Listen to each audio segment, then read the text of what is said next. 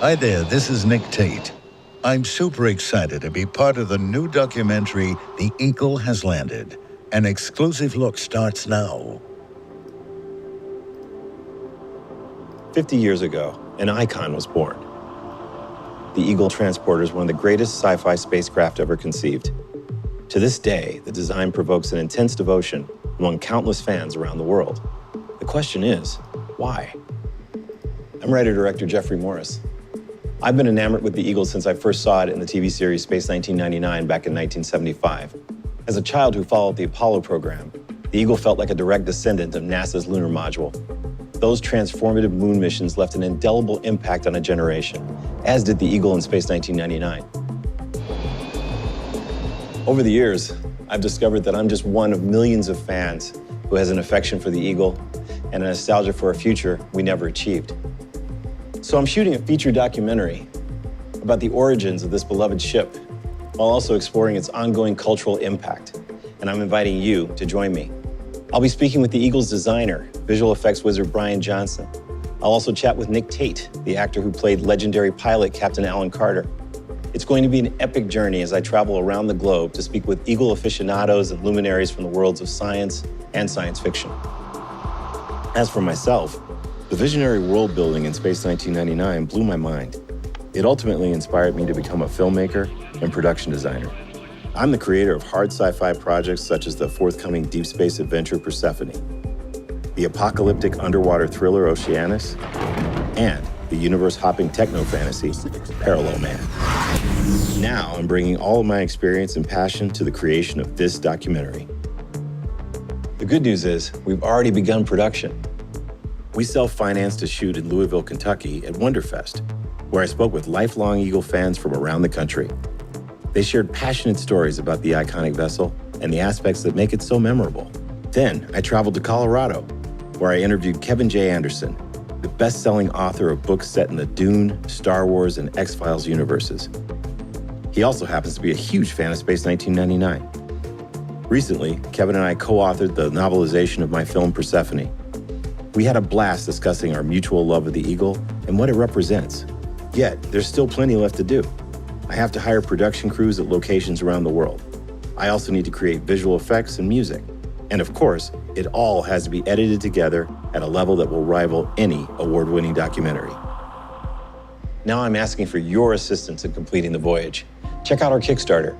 There are tons of great rewards and even a couple of awesome stretch goals. A future began 50 years ago, and its time is now. Become a supporter of The Eagle Has Landed.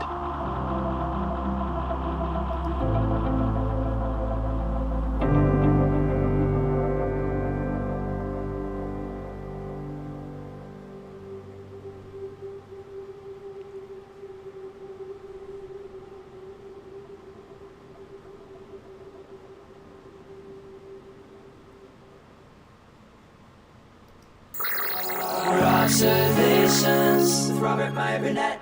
There's a company called Hot Toys, and they make these insanely realistic, like, renderings of characters. They do them for all the Marvel characters or whatever, and they look so much like you. It's disturbing, actually. Like, scary. They look so much like you, but they're tiny. They're like 18 inches or something like that. They actually, like, that's what's crazy about that company is they hand make the. Like they carve the mold of figure of the. That's crazy. It's wild.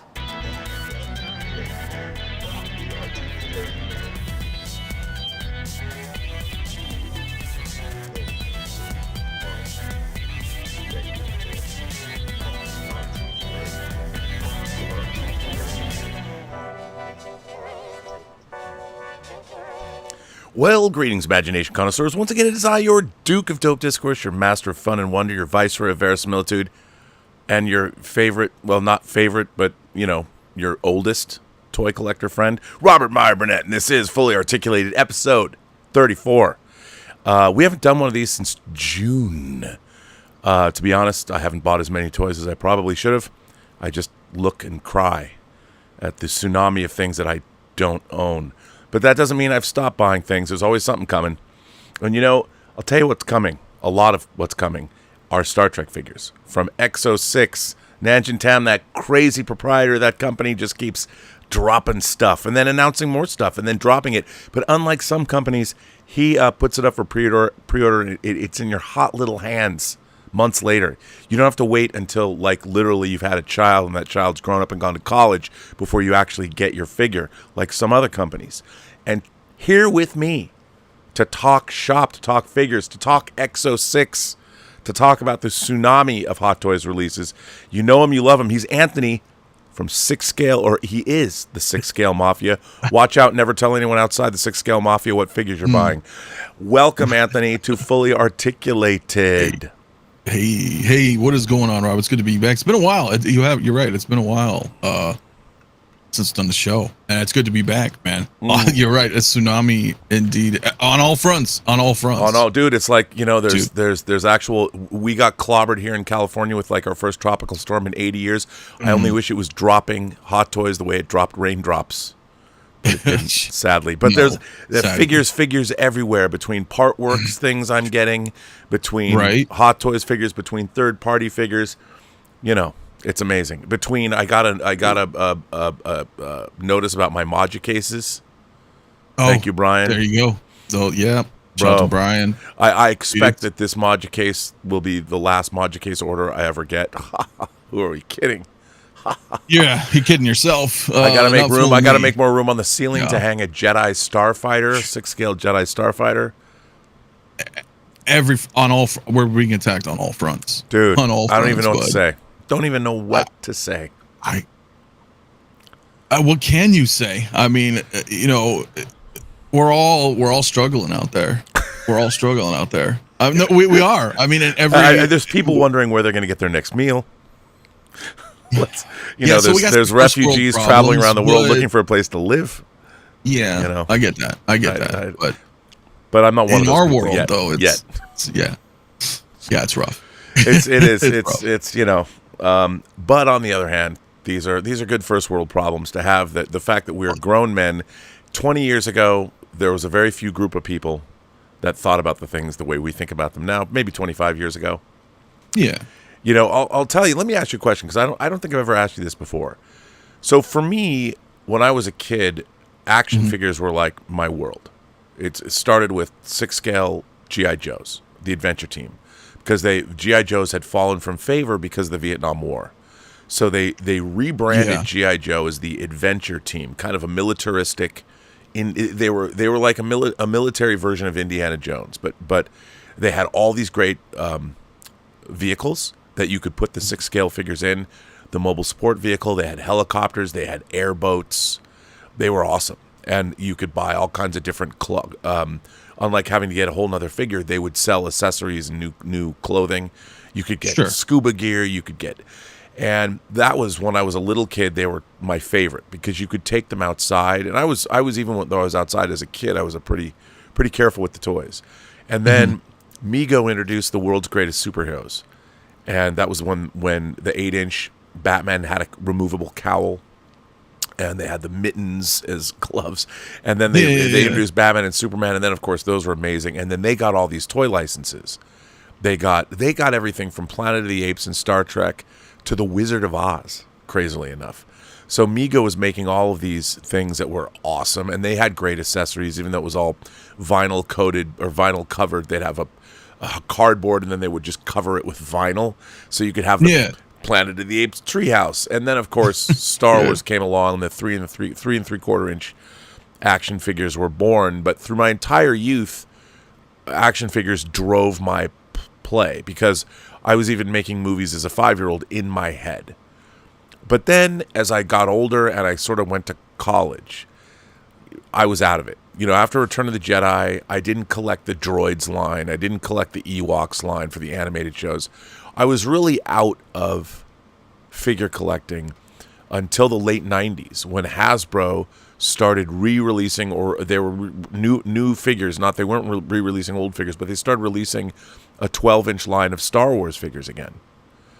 And like, I want to say 97, 98, maybe. Yeah. And that's when I got back into... Before Phantom Menace. Yeah, before it was pre-Phantom Menace, and then also at the same time, you had companies like out of China, like Dragon, and Dragon would they were making like military figures. And at the same time, Tom, who was one of the founders of Sideshow, he worked at a store in LA called Kitcraft. And he was doing build-ups of what are called garage kits. Resin, they were resin kits of figures that you'd put together, like the old Aurora models from the 60s and 70s of movie characters. And then he would do these brilliant paint-ups of these. They were like statues, but you had to build them and file them down. And he was an amazing painter. And then he went off, he left Kitcraft and founded Sideshow, and Sideshow started releasing the Universal Monsters. And then they got the Bond license and the Buffy license. So the early 2000s, I really got really back into figure collecting. And then of course, Hot Toys dropped their action figure kits, where they had released like a bootleg Tom Cruise. I still have their George Lucas figure, the director. And then they released the aliens that you put together and the predators that you put together. They couldn't call them action figures because those licenses went elsewhere, so they were called action figure kits. So let me ask you, Anthony, were you a made man? Were you jumped into the Mafia? How did you become the SixthScaleMafia empresario that you are? Whether you're Wilson Fisk or whether you're Vito Corleone, I don't know. I don't ask. It's better not to ask the leader of the Mafia, you know? So how did you find your way into Sixth Scale collecting as an adult? Man, that is a great question. And it's funny because we kind of share similar stories in that sense, because I was always collecting something. Yeah, me too. When we were kids, we had action figures with G.I. Joe, Star Wars. I'm a little younger, so I kind of got into some of the other Dude, it's okay. Everyone's younger than me. It's fine. Yeah, you know what I mean. Like the fandoms are a little different. I guess the Ghostbusters and the Turtles and G.I. Joes and Transformers. Yeah, and I think at some point around high school-ish, I kind of fell out of collecting things, right? Because things were going on in life, different. Heavy metal and girls. There you go. Exactly. So, so it kind of changed, but then I still would always kind of dabble. Like I still buy comics, I was always reading comics and stuff. I was always reading comics. Yeah, that never really sometimes they go away, but then you come back. And I got really, to be honest, more into comics in college because the DC and Marvel the Renaissance was happening. Dark Knight Returns, Watchmen, Marvels, Alex Ross, all that stuff. And then all the indie comics, which had started exploding in the early 80s. By 85, 86, it was incredible. And going to the comic book store, that was really, like you said, that was for me, I know I was older, but I was in college, 85, 86, 87, 88. And the comics were just incredible at that time. So. Yeah, dude, and that's what really drove me into. I don't know what came first, if it was comics or figures. I don't remember back then. It was one of the two, but then they were like, it was like a symbiotic relationship almost, because you were so engrossed in these stories and then your imagination, and you're like, oh, well, I love these figures, so I was getting like the X-Men stuff and Spider-Mans and all of that, and then eventually, I got into statues because of the comics, right? Because then I started working at a comic book store, so I worked there for a decade. So that was all that's all your pop culture right there. Your comic books, your board games, all that stuff, fantasy stuff. I was always been into everything. And then so some statues started coming. I remember like the old Bowen statues and there's a couple others, so I got into. And then I remember one day we never really carried Hot Toys. I didn't know what Sideshow was. I didn't know what Sixth Scale in the sense. Like I knew about the Migos and your regular 12-inch figures, but we always just looked at them as like they were large. It was never in my head saying it was like a sixth scale. Like you didn't know the scale. You were just like, oh, those are cool. They're kind of big. I like that. Yeah. People didn't. It wasn't part of the common parlance that people were. It's sixth scale. It's 8th scale. It's 12th scale. No one said shit like that. No. Normal people would look and just be like, oh, it's a figure, or something, or God forbid it's a doll, but what? Like. I know. And it's funny. Even there's even a stigma now. Like most people are like, you collect dolls, and they're not dolls. They're but they are dolls. I mean, you can't be one of those people that gets mad when. Why do you have so many? Like I've told this story before. When I was in, I want to say mid 90s, there was this girl that I was kind of dating, and the first and only time she spent the night in my apartment, the next day she said to me, she goes, I can't come over here anymore. And I had all the Playmates 8-inch figures, the different crews on shelves, and I had a lot of figures in my apartment. That was the thing that really I should say, it wasn't the 12-inch. It was Playmates that I was collecting because it was Trek. That was the only thing I collected because it was Star Trek. But she said, I can't deal with the eyes of these dolls. They really freak me out. And I was like, really? Because I really liked her. And I'm like, I'm not getting rid of my figures. Not for you. No way. Sorry. So that relationship didn't last. But it was the first time, like, she called them dolls, and I wasn't going to be like, they're action figures. They're representations of my favorite franchise. You want to say something. You want to rebuke and be like, hey, that's funny. That's funny because I had every Playmates, but they were still on the card, and I had them tacked on the wall. So, like, the entire wall was, like, every crew, every Playmate Star Trek, and my girlfriend at the time didn't have a problem with it, though. Fortunately. Well, have you seen? It's all over social media. There's variations on this, where you have a really excited guy bringing home a girl and opening the door to his apartment, and it's a panorama of all of his different collectibles, figures, toys, whatever, and the girl's looking around going, there's like 6. I've seen like 6 different versions. I've seen of that. Yeah, it's pretty funny. I relate. Yeah, but hey, listen, there's worse things we could be doing, or collecting, or it's true. So although I used to think living in Hollywood it would be great. A cocaine habit would keep me more productive. Sometimes I rather would if I was Tony Montana, I would have more money than I have now. A coke habit would not be as expensive. No, you're right. You're right. Between the accessories, between the matcha cases, between the shipping from Hong Kong and other stuff, and you're just all the pricing, everything is like. I'm beginning to rethink my life choices. Maybe I should have become a Hollywood tragedy. Maybe we would definitely be living very different lives. But no, I mean just to finish on your question is that we ended up getting it was what year was it? Captain America: First Avenger. 2011-12, right? So maybe a year after release, we ended up getting. Usually, like if you know anything about the comic world, the comic stuff's all distributed from Diamond. Yeah. So like Diamond would send you the boxes of everything, and Comic Book Week is every Wednesday, so it would always be on load. Mostly Diamond is what we got because we're a comic store.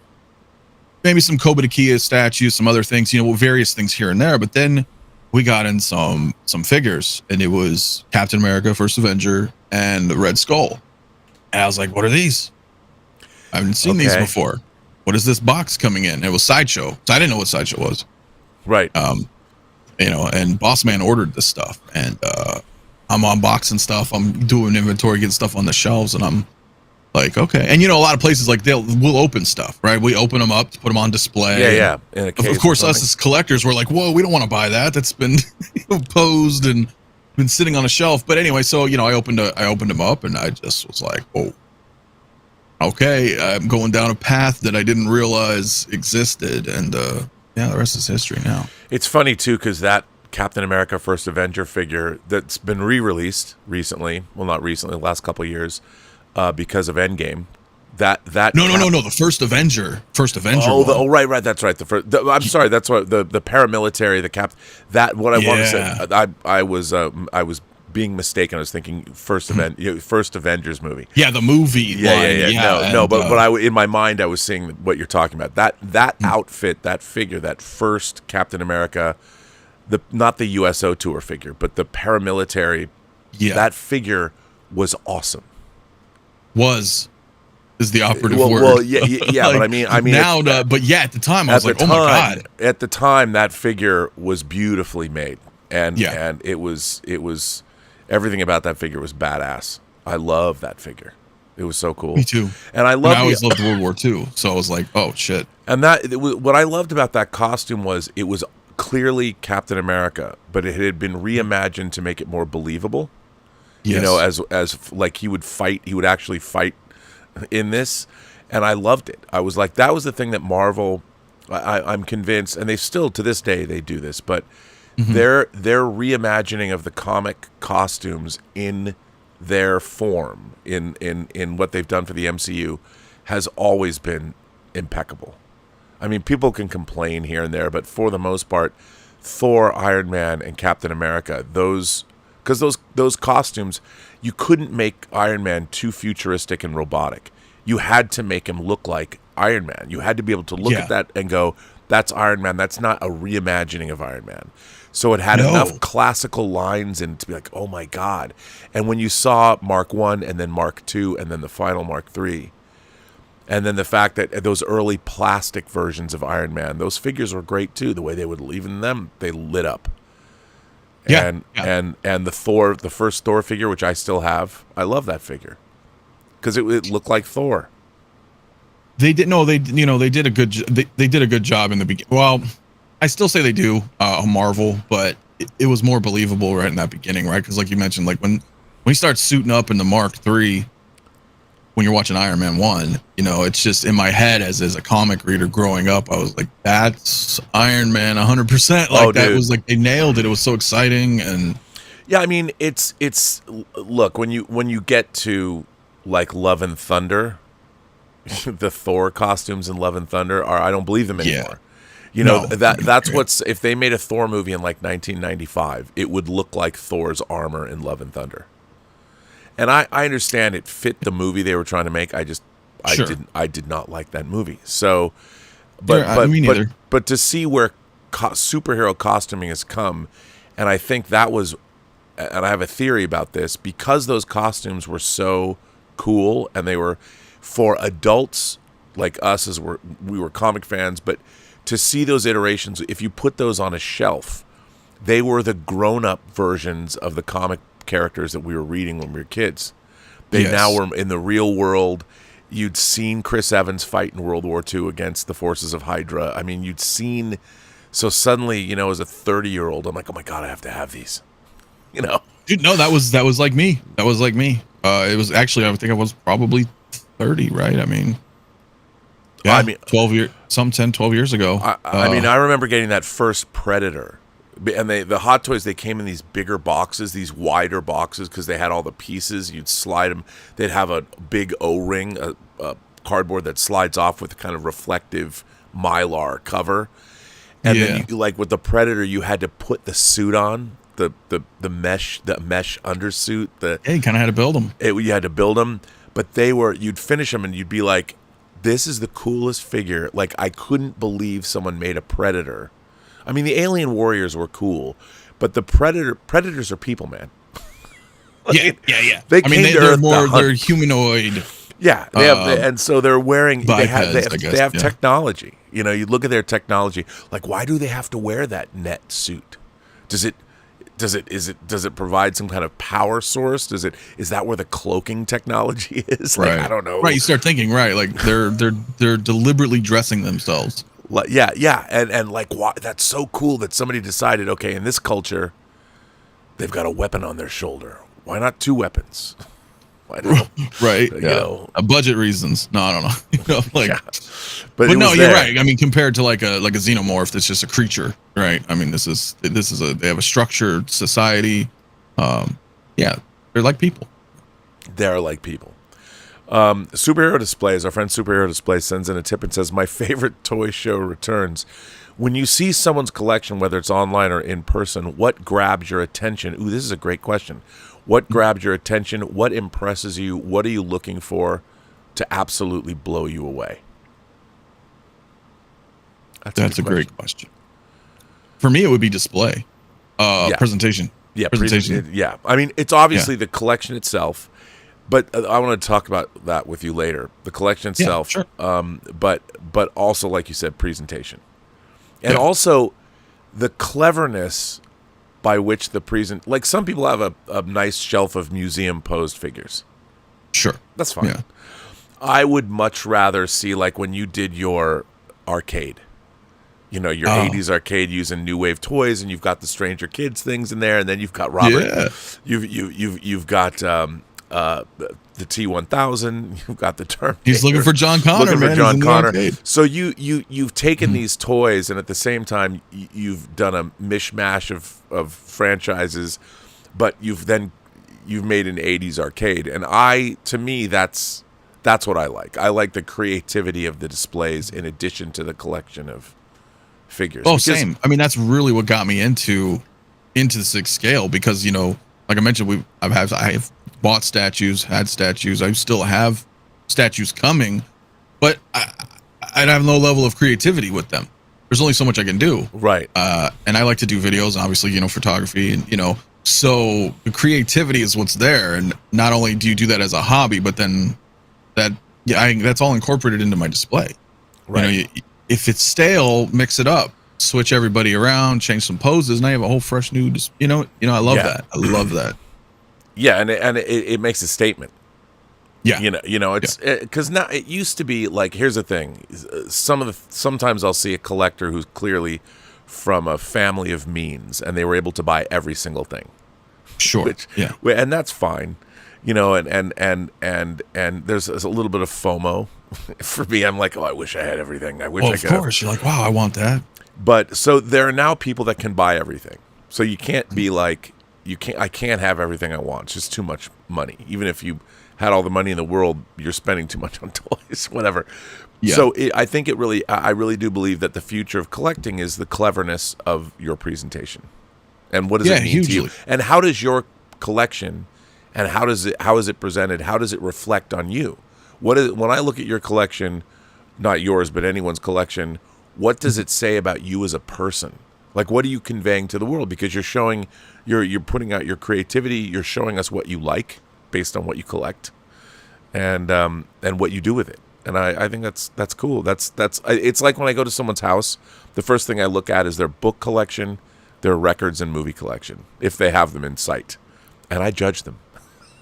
Well, as you should. I judge them. As you should. I'm like, oh, you have this? No. And I think we all collectors, we judge each other.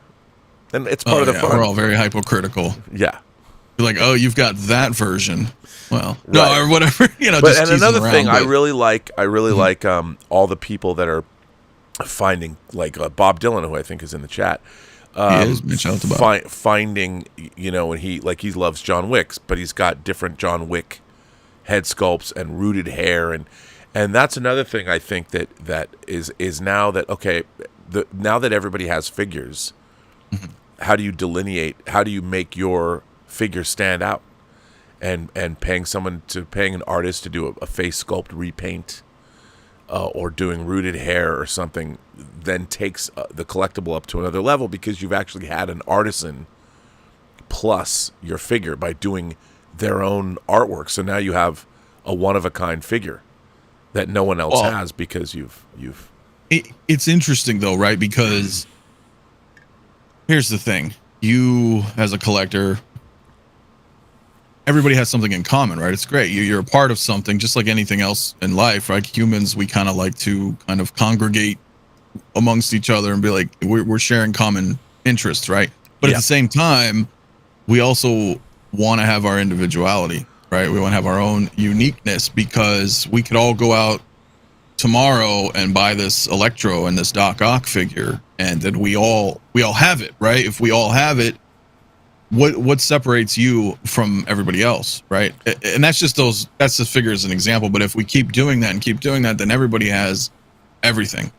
And then you're like, well, wait a minute, like, well, how was mine different? You know, maybe is it the way I pose it? Is it the way, like you mentioned, like, is this how I display, my collection? Or, you know, taking it to that next level, saying, hey, you know, I'm going to go get this sculpt rooted. I'm going to go get this sculpt repainted.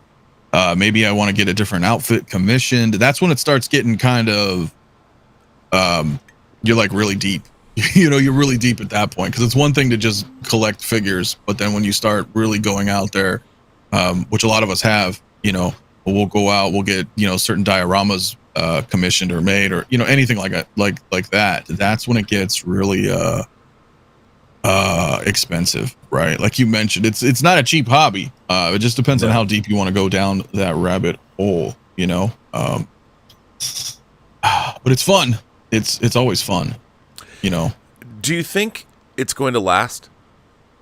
Because this far, I would say though that we're now, I want to say 2003, 2004, I started to collect like Hot Toys, high end. Even before that, but I'm like 20 years in, You know, and if you think about it, like, let's say you live to be 80, you know, 20 years in is a quarter of a lifetime. Well, let me ask you, do you feel like you'd ever stop? I mean, it's there, right? I mean, if your level of fandom, you've been reading comics and science fiction and novels since you were a kid, that fandom is it not lifelong? I mean, it is. But I think that I'm getting to the point where I'm almost done, because the franchises I grew up loving, like Star Wars and Star Trek, are changing to the point, like, what XO6 is doing, we'll get to show we'll show some figures, everybody, we'll show some pictures and opine about things, but the things that I loved, like I've loved Star Trek my whole life, but now the way where Star Trek is, it does not interest me anymore, because I but we don't have to collect forward though, because I'm with you, right? I'm with but you. I just think I'm getting to the point where I'm looking to go backwards and find, because like, if I can buy a 4.5-foot model of the space battleship Andromeda from Space Battleship Yamato, aka Star Blazers, that a Japanese company is putting out, I'm going to go get that. You know, because I'm with you. And it's gotten to the point where I think I've reached an age where there's going to be no more. There's not going to be a franchise that I'm going to want to collect anything from. That I can't imagine that there would be, only because you're at a different place in your life. You know, and I'm not, when you're younger, these things inspire you. When I was a kid seeing Star Wars or watching Star Trek, I had my whole life in front of me. Well, that changes as you move through life. And I don't mean to be depressing at all, because what I want to do now is, like, I've got a whole collection of really great spaceship model kits. I want to build them, you know, and it's funny. Another thing that happened, because this has happened with I used to build model rockets when I was a kid, like Estes model rockets. Oh yeah. Well, now the model rockets you get are much bigger. So here is I built this model rocket, and as you can see, it's big. This is very big, and the engines that it takes are much larger than, and you know, you've got metal pieces that, so like, you know, and I built and I painted this, and I love this. You know, that's awesome. And I spent a long time making this, and I'd rather kind of do this now. I'm kind of down with because I've got a lot of these that I haven't built, because when I found out, like 10 years ago, this was like in the late, you know, 2009, 2010, I discovered they're making much bigger model rockets. So I went for these various companies that were at the time making them. It's kind of fallen from favor now, but 15 years ago it was a big deal. So I bought a bunch of them, and I made a few, but I didn't make a lot, and I still got like 20. And I want to go make them. Wow. Well, then, I would say do that. I mean, I totally get your fly point, them, but I'll make No, them. maybe not. But they're fun, and there's something therapeutic about, you know, doing model kits. I mean, I used to do a lot of that back in the day, or then when I got into Warhammer and started doing well, that's another stuff, thing. You know, there's more stuff. So listen, I know people want us to opine about figures. Now I want to talk. Did you see that Doctor Strange dropped? I did. It's been a busy week. I haven't talked about anything until tomorrow night's show. But So first of all, we'll start with, because it just happened. Finally, the Doctor Strange Multiverse of Madness dropped, and there's the third eye. So this is a figure from Multiverse of Madness. What is it, a year and a half ago? And this thing just came down. I think that Doctor Strange has always been, even from the first Doctor Strange movie, one of the great Hot Toys figures. I love the Doctor Strange figure. Not just the head sculpt is great, but the costume is one of my absolute favorites. So they dropped this today, and let me ask you, what do you think of it? That's a tough one. So what they did was, it's funny how they do this. Hot Toys doesn't really. It's a weird level of communication, right? Because like last night they dropped 4 photos of this figure saying, "Hey, look, we updated the head sculpt," and then 2 hours later they're like, "Well, here's the whole thing. It's now, it's released now," which is like weird timing, because a lot of people were first just like, "Oh, look, there was an update," and we just didn't think nothing of it, and then they're like, "Well, actually, it's out now, so here you go." I think it looks great, but it's kind of like what you were talking about. Like some stuff I'm not as related to or into as much anymore. So like whether or not I'll pick them up, probably not. I'm more excited for the Dead Strange, right? The zombie version. Right. But I think it still is. I mean, listen, we talk about first the cape Captain looks more America and other posable than stuff. it's ever been posed before. You know, Look how far not only Hot Toys but just the world of 6 scales come. I mean, these are superior now. I mean, look at it. This is a to 10. badass looking figure, dude. Yeah, this is awesome. This is really awesome. I mean, and if you're going to get a Doctor Strange, an MCU version, I would say this is probably the one to get. I mean, it's the newest one. And although his outfits didn't change too much. I don't like his outfit as much, though. Like the blue and the red piping, there's something about it. It's not as ornate. It's not as classical comic. It looks fantastic. The inner lining of the cape here is amazing. I love that his magical spell casting, I mean, with the snakes, this is badass. These accessories are pretty cool, dude. And that face sculpt is bang on. Yeah, dude. It is quite amazing. I think this one has rolling eyes too, doesn't it? I think it does. I mean, maybe, you look at this. Okay, now let me ask you this. Okay, here comes another philosophical question. Ooh. So these Doctor Strange figures, I think there's been 3, 4 now or something. Because there's the Spider-Man No Way Home Doctor Strange. There's the Multiverse of Madness Doctor Strange. You've got the Doctor Strange. There's an Avengers Doctor Strange. Infinity War, yeah. Infinity War Doctor Strange. So they're all relatively the same. Yeah. So as a collector, do you buy all 4 or 5? No, I don't. Some do. But listen, there are some that I will. Right. There are some that I will. If it's your favorite character.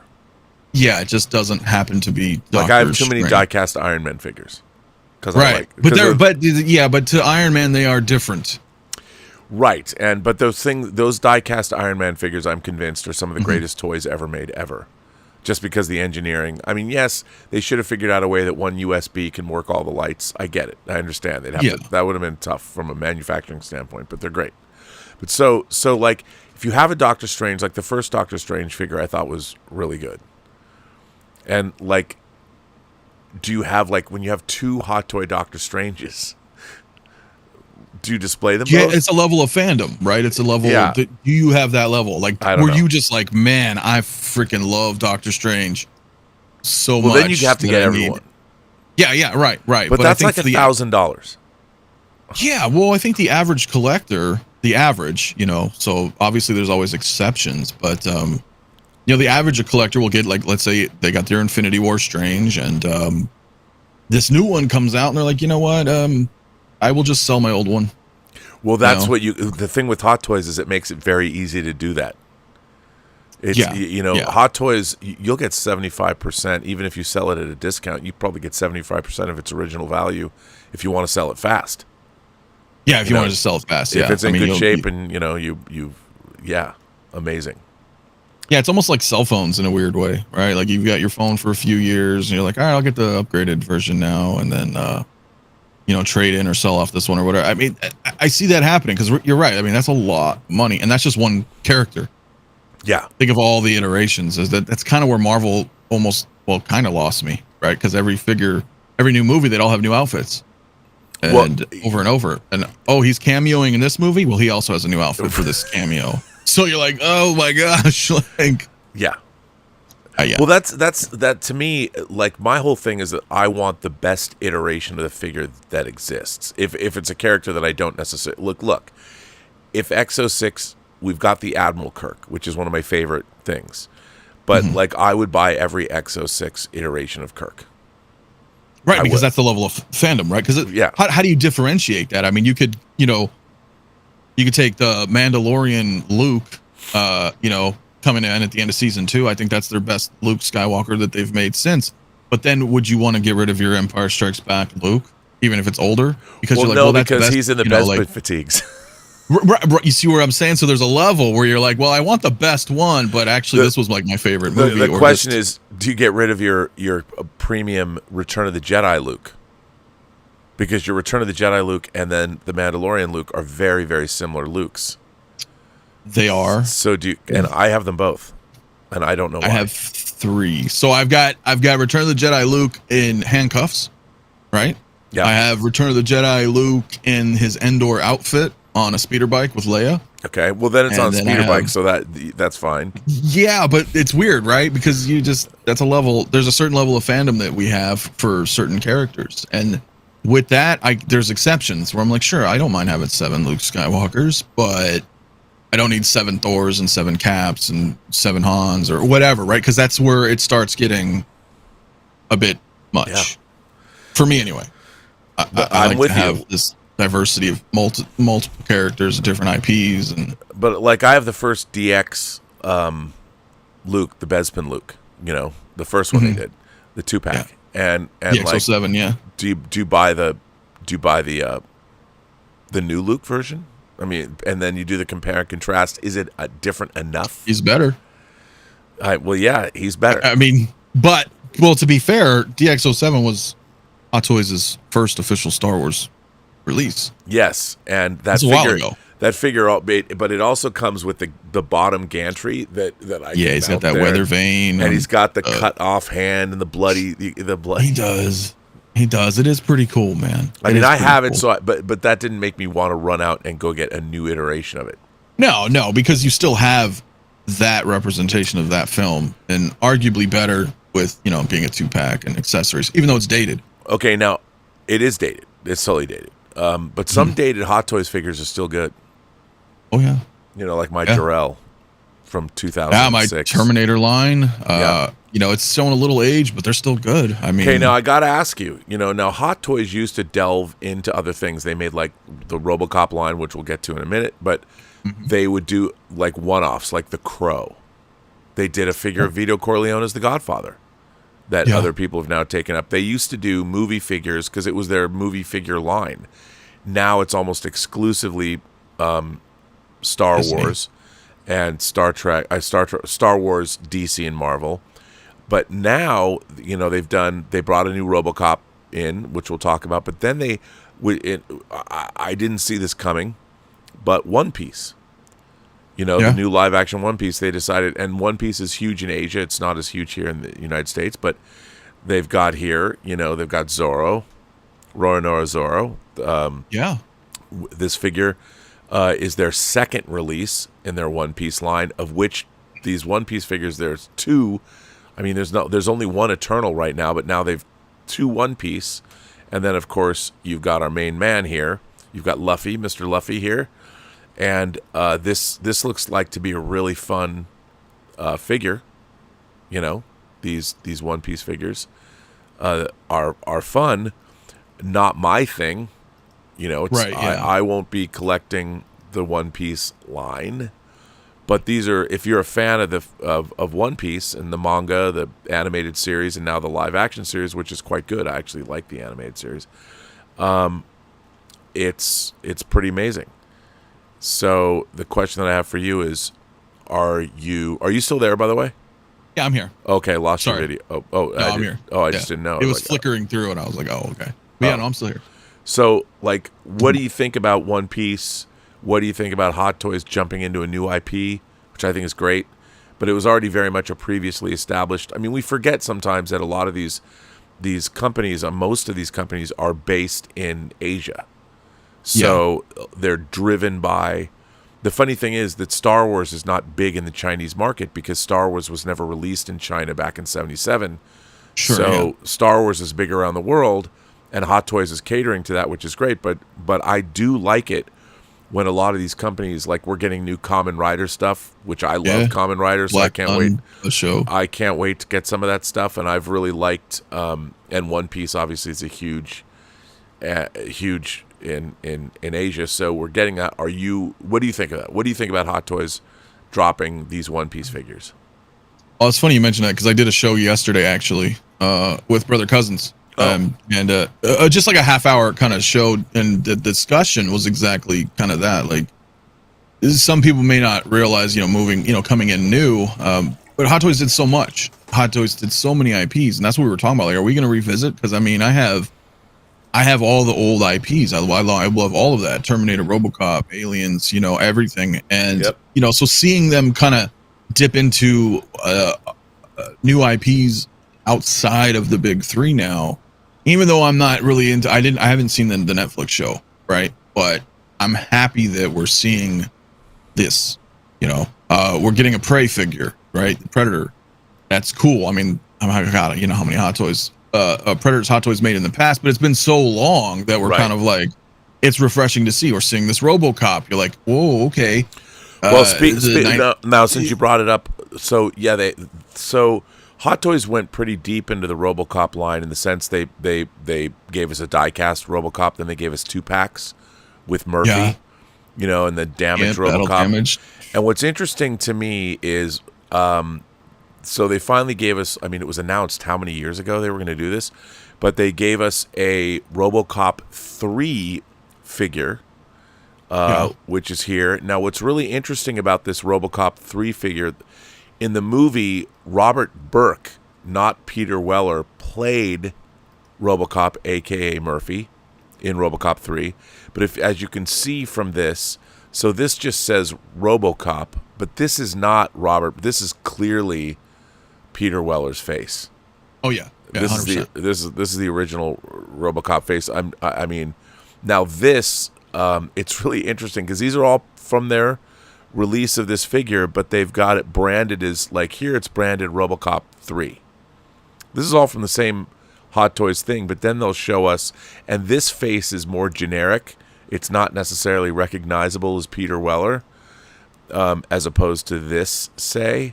So I find this release fascinating because if he's like this is more of a Peter Weller thing. Maybe they couldn't get Robert Burke's likeness, and they're selling us an amalgamation kind of figure. I think they are. Yeah, I really think they are. Because this is the picture of the new figure, and that's clearly Peter Weller's mouth.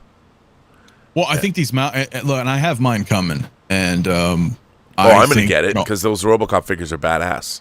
Yeah, dude. Well, yeah, because I've got RoboCop, the die-cast one with the chair. Right, me too. Because it has a chair. Yeah, it's freaking sweet, dude. But it looks like the mouthpieces are the same. And I remember when this was announced a year and a half ago, I was like, this is weird. This is RoboCop 3. Because remember, I don't know if you remember, but they did a RoboCop 3 back in the day, too. They did. One, yes, they did. With the jetpack. So I'm like, okay, well, it's RoboCop 3 because he's the jetpack. And there was a little controversy with the colors, but now that I've seen it, I'm like, okay, the colors are changed. Because Sideshow did their unboxing, and I guess it was just too damn bright with the studio lights because it looked exactly like my figure. So I was like, well, wait a minute. I wanted the color that I... But anyway, so I seen people... Well, it changed in the color, in the light. Yeah. So now you can see it has more of that blue, sort of iridescent with the little purple hue. And so I'm like, that's... Okay, I'm good. So that one's definitely coming now. At first I was like, wait a minute. Did they not do it? Because I don't need another identical RoboCop in color. I want that. So... But that's more of like a RoboCop 2-ish color, but it's a RoboCop 3 figure, but it's got Peter Weller's head sculpts, faces, and then, yeah, I remember, so I was like, I don't know. I'm not going to argue with it. I'll, for whatever reason, but it's like a weird, they kind of mixed it all together. It's a weird hybrid version of some, I don't know if it's licensed, I don't know, but it's good to see. It's good to see that like, hey, when they showed that in the 1973 Days of Future Past Wolverine. I know that's not as old, right? Going back into the 80s and stuff, but still I was like, oh, look, it's something that's not just MCU or Star Wars. No, and it's refreshing to see that. I have all 4 Wolverine figures they've released, and so I have to get that figure. Yeah. No, and he looks great too. Because I want to put him. I want to do a Days of Future Past display where one's back to back. I mean, one of the figures, like, I think I might sell my Last Stand figure that comes with the Sentinel, the leather outfit with the Sentinel that he's standing, because I don't like that head sculpt, but I have it. Whatever. Well, it's fine. Sometimes we do that, right? We talked about that earlier. We'll just get rid of this one and get this version and be like, all right, I'm good. I don't really need that one. No, I already got 4 Wolverines. Do I need? You know what I'm saying? So you're like, I get it. I'll get rid of that one. That's fine. Totally. Now, so. The thing, again, I love RoboCop, as a franchise. I mean, obviously the first movie, I love the first movie. So having multiple RoboCops, especially when you've got different iterations, different weapons, a different backpack, it's cool to have that kind of stuff up on a shelf. But I'm surprised. I mean, obviously, Hot Toys is driven by sales, and I can only imagine that the rest of the world, Star Wars is monstrously huge, and they make a ton of money, and the Marvel figures make a ton of money because they're franchises that are ongoing. And as much as I would love Hot Toys to go back and tackle, like I desperately wish that they would repop the Colonial Marines. You know, they did, dude. I'm telling you, they need to. They didn't have the they rights. No, they didn't have the likeness rights, and they canceled the re-release of I have the original Power Loader, the from Aliens that they released. Yeah. But they didn't have the rights. I wish that it's Disney now. It's not Fox. Yeah, I mean it's you know, it sucks because they showed that off in 2015 or 16, the 2.0 at Comic-Con. I know, and we haven't heard a peep. And it's like the money's there. Like I said, I talked about this yesterday, dude. So it's still like in my head. It's like the money's there. You've got the third party guys, the unlicensed guys out there making making Terminators, making Ripley. There's a demand out there, you know. And I get that this is current, so that's going to sell, right? This is current in our pop culture world, right? You've got Star Wars is running, Marvel's running, all these movies and shows are coming, and it's huge to this generation. But surely you can have like a small team that's going to still do what you guys started. I mean, but in terms of their numbers and their margins, I don't know if, like, you think about Terminator. Like, I still love my Terminator, the first Terminator in the clothes he stole from the punks at Griffith Park Observatory. The Tech Noir Terminator. Terminator. Badass. That figure's great, but the thing is, that's a 1984 movie. And here's what I always forget to remember. Like, having grown up during this entire period, all of these movies, to me, like, I don't think to myself, oh, well, Terminator's old. I'm like, I want a new, but it is old. I mean, 84, dude, Terminator's going to be 40 years old next year. And if Terminator as a franchise is 40 years old, you know, that means that when Terminator came out, it was rated R, so you had to be 16 to see it, which means you had to be born 16 years even before that to even get in, 17. Yeah. So the question that I have is when RoboCop 3 comes out, how many people are going to buy that figure? Because even not a lot. Yeah, and they know based on money, they know in terms of what their pre-sales were, how many people are going to pick it up. But I just wonder about, like, it, and it fascinates me because of fandom has totally changed. And if you've grown up playing video games, like I have, when that Ghost of Tsushima figure came out, because I love samurai figures, the third party, I'm like, I have to have that figure. That Ghost of Tsushima figure is amazing. But I'm curious, like, how many, that's a video game figure. Now, it's not what I normally collect. Like, Hot Toys put out that Assassin's Creed figure that is badass. Have you seen how much that goes from the secondary market now? No, but I know the Damn Toys ended up doing some, and I got a couple of those. Yeah. And just because I love, because I mean, I like games too. So, yeah, I mean, Dante from Devil May Cry. Yeah. And then Enterbay did Samanosuke from Onimusha. And I've always wanted to, but that figure had some serious quality issues to it. So I've never, but I want one. And there's a lot of, there's obviously The Last of Us. I mean, are those the figures that kids are buying now? If you're a young collector, is that what you're collecting? I guess it depends on their age and their finance level, right? Because gamers, it's tough. When I was, I mean, I still play games, but like when I was like really playing games, I mean, that's where a lot of your money's going. Yeah. So and the thing is, if you're playing a game, do you want to like? There's something about watching a movie and having a figure. If you've played a game, like if you're a character if you've played a character and you're that character, do you need a figure of that character? Because the experience of playing the game, you were that character. So isn't you being that character better than just having a 6-scale representation of that character up on the, unless you love that game. Like I love Ghost. Well, you got to love the game. I mean, I love Mass Effect, so I wanted the 3-0 Commander Shepard. Even though you're the hero of the story, right? You're playing the protagonist, but game's so damn good. It's like I want to have it. So it just depends, right? I think it all comes back to your level of fandom, right? Like what we're talking about. Some stuff not so much. You know, Iconic. I'm getting all the Street Fighter figures. You know, because I grew up in the arcades playing Street Fighter. And right. And those figures are more toyetic.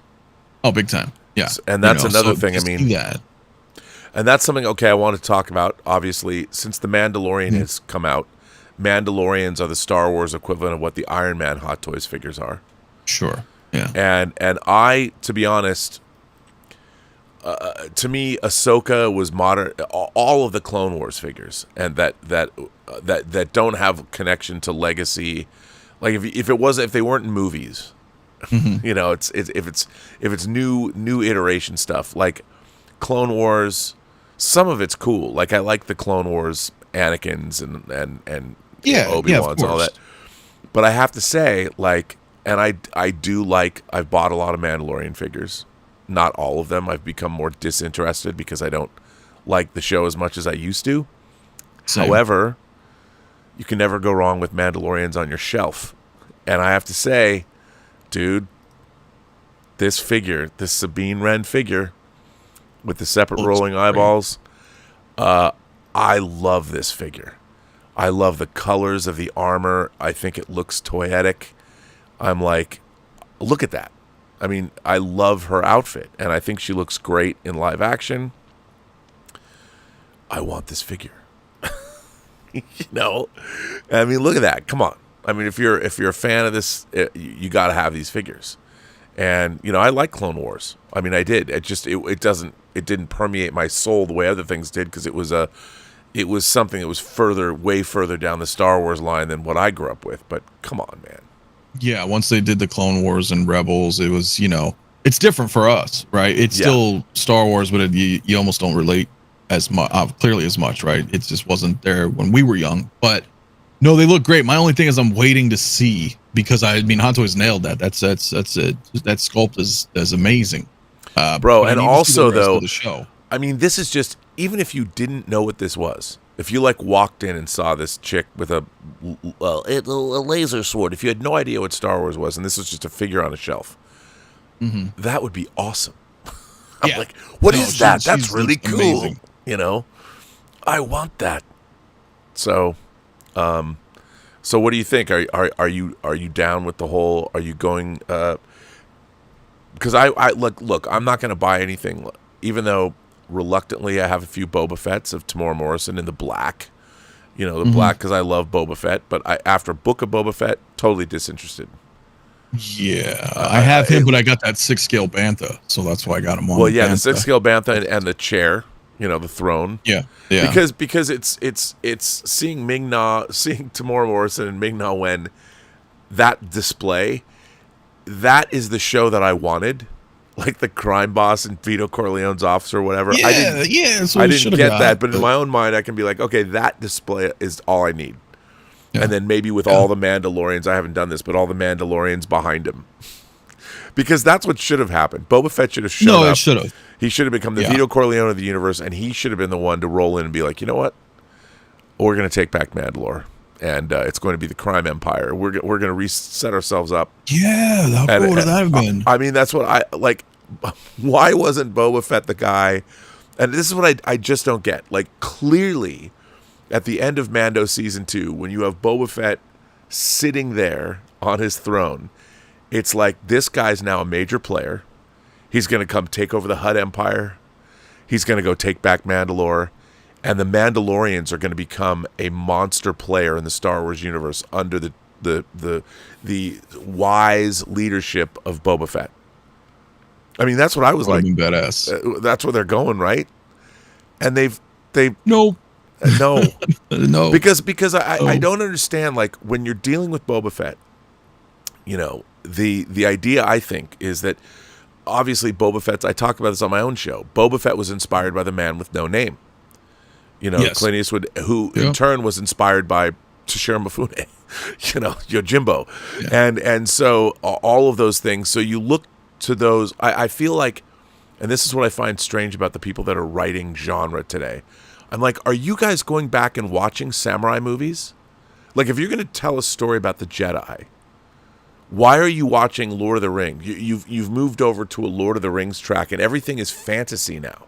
Flying whales going through hyperspace, magical this, magical that, the world between worlds, all that. Why aren't you looking at samurai movies? And why aren't you looking at the things that was inspiring George Lucas when he actually made this stuff? Westerns, for instance. Yeah. And they're not. Yeah. They're taking everything into weird fantasy realm as opposed to being... I mean, if you watch The Empire Strikes Back, yes, there's Yoda, and yes, there's some Force training and all that, but you also have a brutal military battle at the beginning, very grounded. There's no Force powers when the Empire is rolling up on you.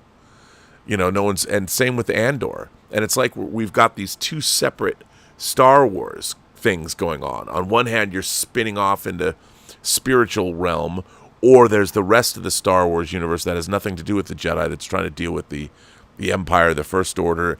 That's the Star Wars I'm interested in. And yeah, you have the Jedi Knights that were part of that, but they're only one part of that. And now we've gone off. So I'm wondering about what am I going to collect? What are you going to collect is what I'm asking. I got to collect what you really enjoy. I mean, that's the thing. I mean, as far as looking, at like Sabine, it's like she looks great as a figure, right? But I don't know. I got to finish. I want to finish the show. If I'm like, and even then, right, it still is not the Star Wars that I prefer. Like to no. Like there, Well, it's funny, and I was thinking about this. I was talking about this last night. Like Grand Admiral Thrawn, to me, I'll buy him. The Grand Admiral Thrawn, that I had my old Sideshow figure, the 12-inch. Yeah. I want a Hot Toy Thrawn, But to me, Grand Admiral Thrawn was the heir to the Empire. Timothy Zahn, Grand Admiral Thrawn. Mm-hmm. Now we have a Grand Admiral Thrawn that's been changed, and he's now part of the animated canon. And I'm like, but I want the Grand Admiral Thrawn that I read about. I want Grand Admiral Thrawn too. Here's the thing. Very rarely can I ever do this. We've talked about this before, so it's very rare. But I can do it with Thrawn, where I would say I can separate. I wouldn't even want to say the actor, but I will be able to separate whatever they do with Thrawn in the Ahsoka show, and they give us a hot toy. It's still Thrawn, right? He still should be wearing his Imperial outfit, and I will buy that. Even like if I end up watching the rest, when I end up watching the rest of Ahsoka, and if at the end of it, and I'm like, oh my god, that was horrible.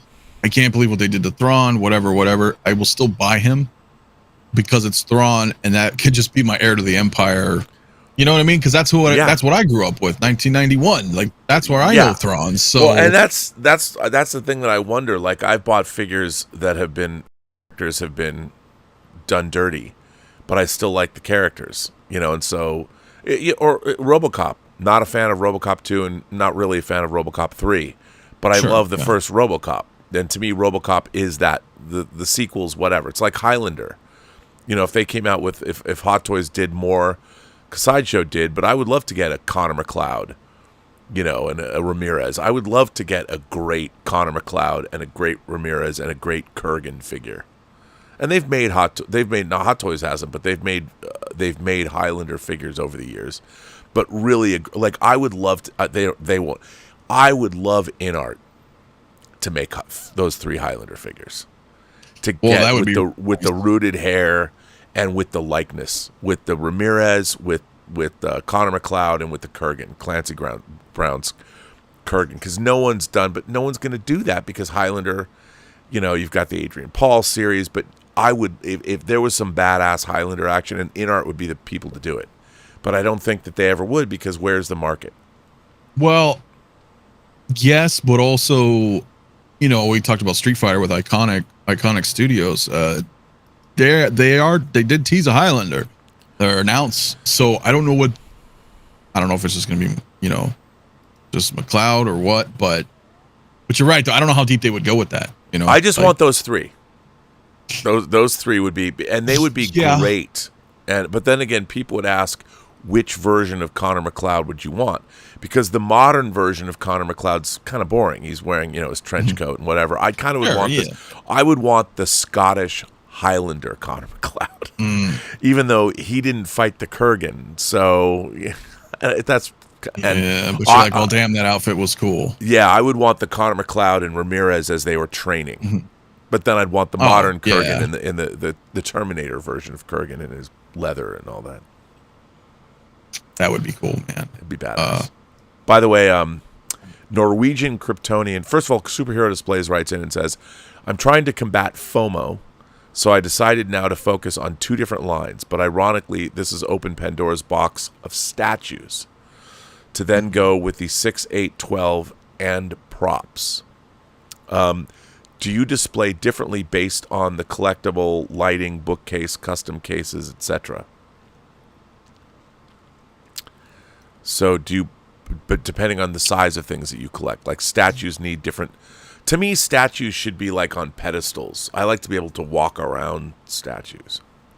Yeah, it depends. Like if I was a statue guy, then I would plan accordingly, right, with my display, right? I would not. These shelves would not be that small, for example, or maybe like you said, maybe you get these kind of pedestals that you can walk around and kind of, because that's what's really sucks about statues is that there's a lot of detail on some of these, especially these huge bases, and there's all this stuff in the back, and you slide it on a shelf, and but forbid a bookshelf that has sides on it, and it's just boxed in, and yeah, I can't do that. Yeah. So I would have to plan. If I was collecting statues, the whole display would be way different, right? 'Cause you can't. You gotta accommodate. You have to have stuff that accommodates your pieces. And a lot of those shelves don't. Yeah, I mean, I really like statues, but the thing is, like that Godzilla, that like $5,000 Godzilla statue display from Godzilla, the Prime One. I would love to have that. I don't know what I would do with it. Elizabeth would kill me if I brought that home, but I would love to have that. Yeah, and there are big statue things like that I would love to have, because if you had that would be like the only Godzilla thing that you'd ever need.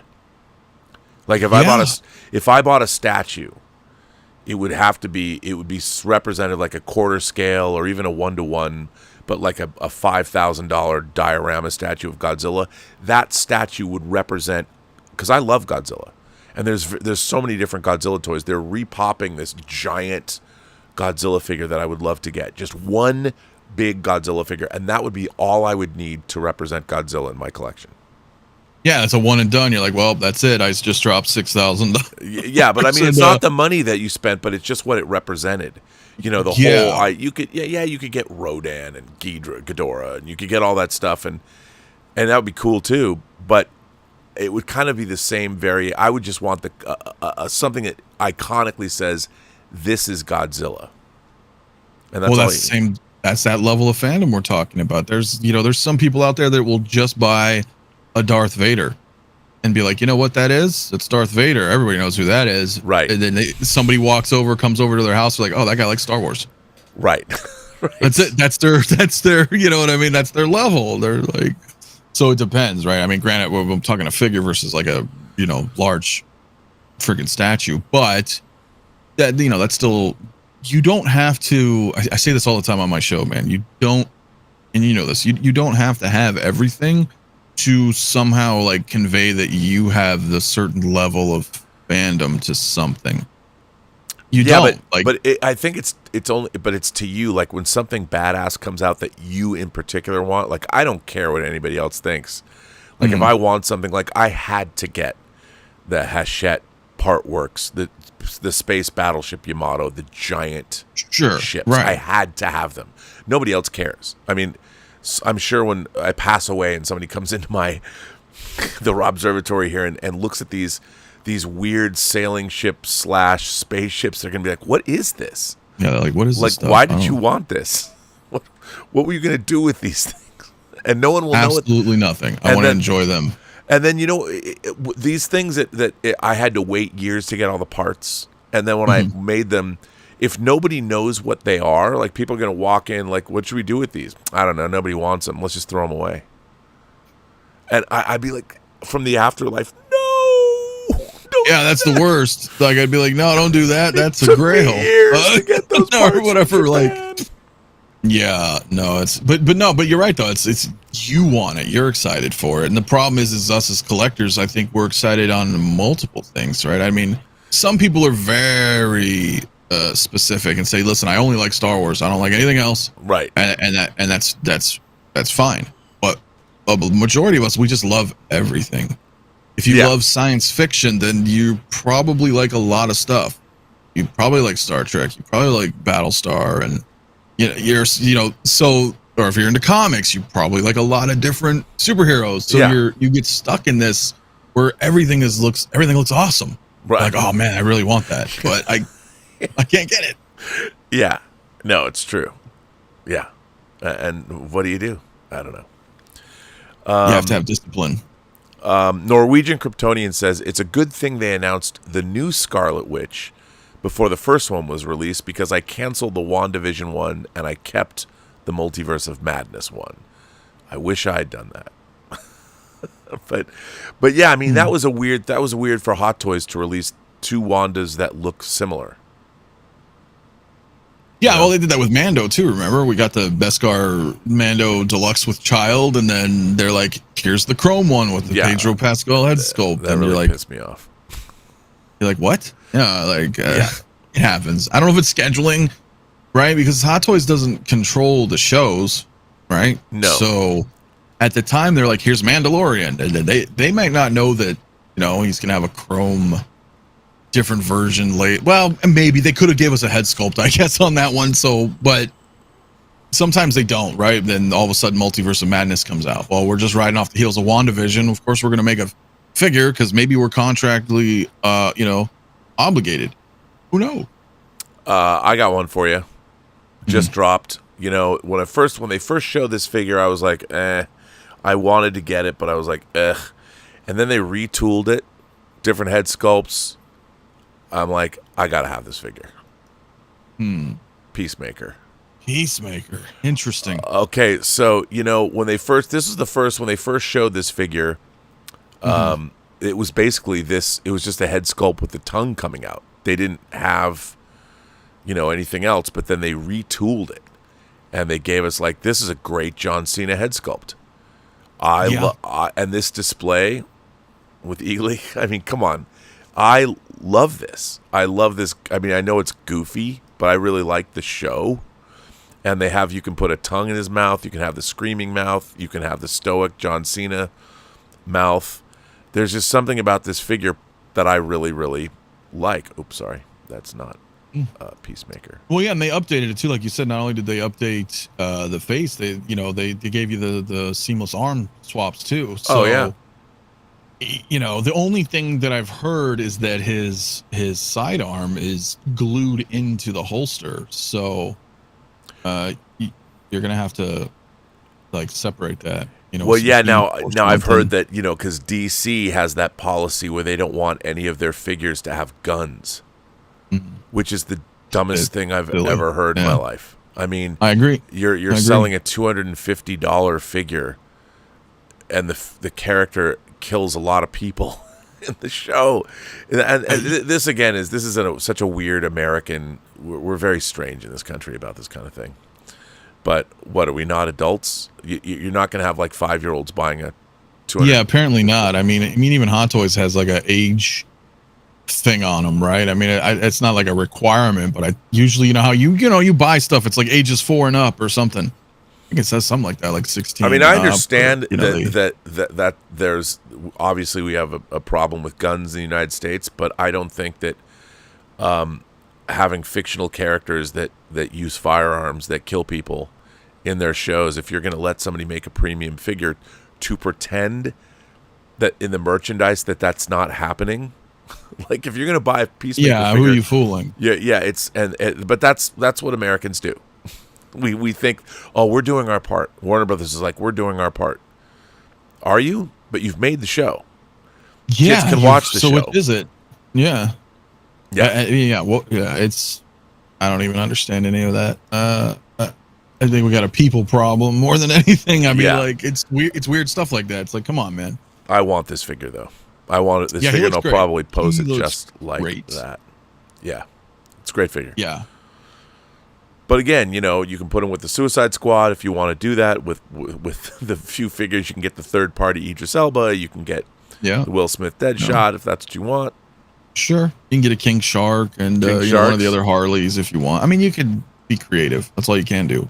I mean, I mean, but that's pretty good. Like right now, we've got half the Thunderbolts. You know, if you got some third-party action, if you have Yelena, of course, it's not the right outfit. Wyatt, Russell, I have that figure, which is really nice, and Taskmaster. So you've already got your. You got some, yeah. So. We take what we can get, man. Yeah. I mean, they're not going to give us, unless it's. Well, I mean, that to be fair, they've been kind of getting a little bit better. I think, they've completed the Bad Batch. You finally Cyborg came out, so at least you have your Justice League. But it's hard sometimes. Like, we don't get full teams of stuff. So, if we can have some, then we have some. And it's like I said, we take what we can get. And then obviously there's some third parties out there that will come in and say, hey, listen, nobody made this, so here you go. We'll make this to kind of fill in your roster, sorts. Yeah. But hey, if you like the figure, Hot Toys made it. And I think that Peacemaker looks great, dude. It does. And that was a pretty popular show. It's just, it's weird with the gun, but aside from that, dude,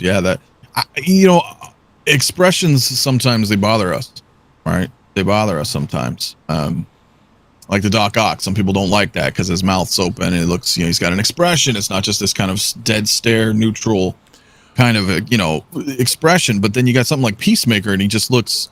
It's so wild, but it makes it look more realistic to me. And it's just fun to have. Yeah, I would agree. Agree. Sometimes it works really well. Sometimes not so much, but I think that looks like a home run right there, that Peacemaker. I can't wait. I got to get one. And it's out. You can get it. Yep. Yeah, man. You will definitely like that one. I know you will. Yeah, I don't have too much DC, so I don't, I got a little bit of Justice League, and then of course all the older, the 80s, 89 Batman, Joker, 66 stuff. Me too.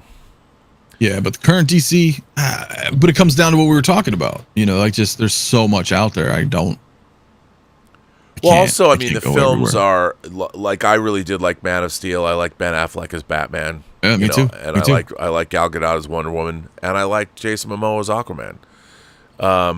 What'd you think of the Aquaman 2 trailer? Didn't watch it. Oh, really? I didn't watch it. No, it was funny. I was talking to my friends yesterday. I'm like, oh, they dropped something? They're like, oh yeah, they put out the trailer. I was like, oh. I like the first Aquaman a great deal, so I'm looking forward to it. It looks fine. It's had so many production issues, and people. I'm down. I won't. Yeah. No, I just haven't yet. I'll check the trailer. It's just a trailer. I'll check it out though. But the reason why I didn't jump for joy and go check, drop what I'm doing, is just DC, man. I don't know what they're doing. It's like you're changing everything around, and then you're like, why am I investing into some of these heroes when you're just scrapping everything? I mean, like Shazam, right? That sequel came out. Did anybody even go? I didn't even see any marketing for that movie. I have to tell you, it's pretty good. I liked it better than the first one. Well, I will eventually check it out, but I didn't feel like going to see. You know what I'm saying? Because they're changing the problem was to me, even though I liked it, it was the movie was very generic. Like there was nothing in it. This is kind of a weird thing to say, but you've got to give me some kind of intellectual kernel.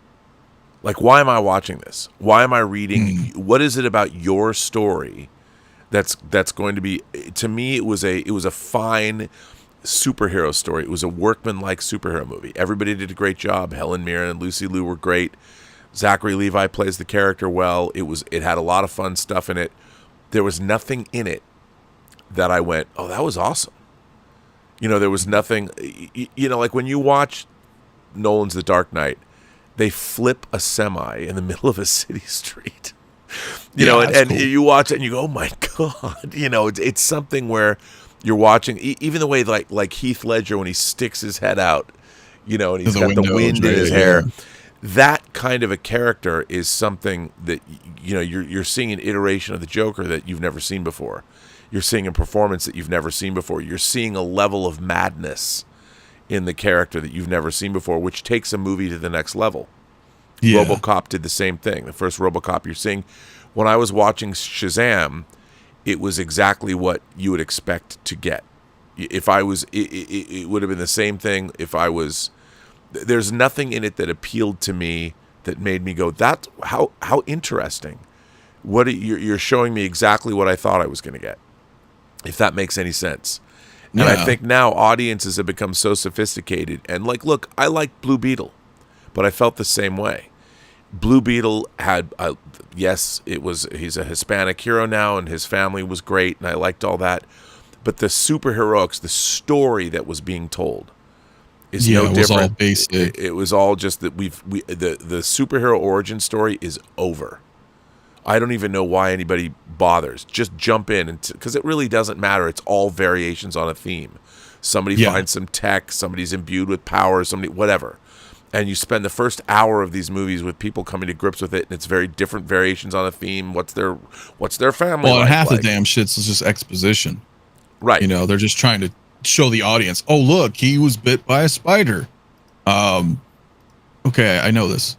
And if I don't need to know it, because we could just jive in. Like, there's so much, because we're oversaturated. Yeah, and that's the thing. I think now we've seen so many. I don't think that there's superhero fatigue as much as there is genre fatigue.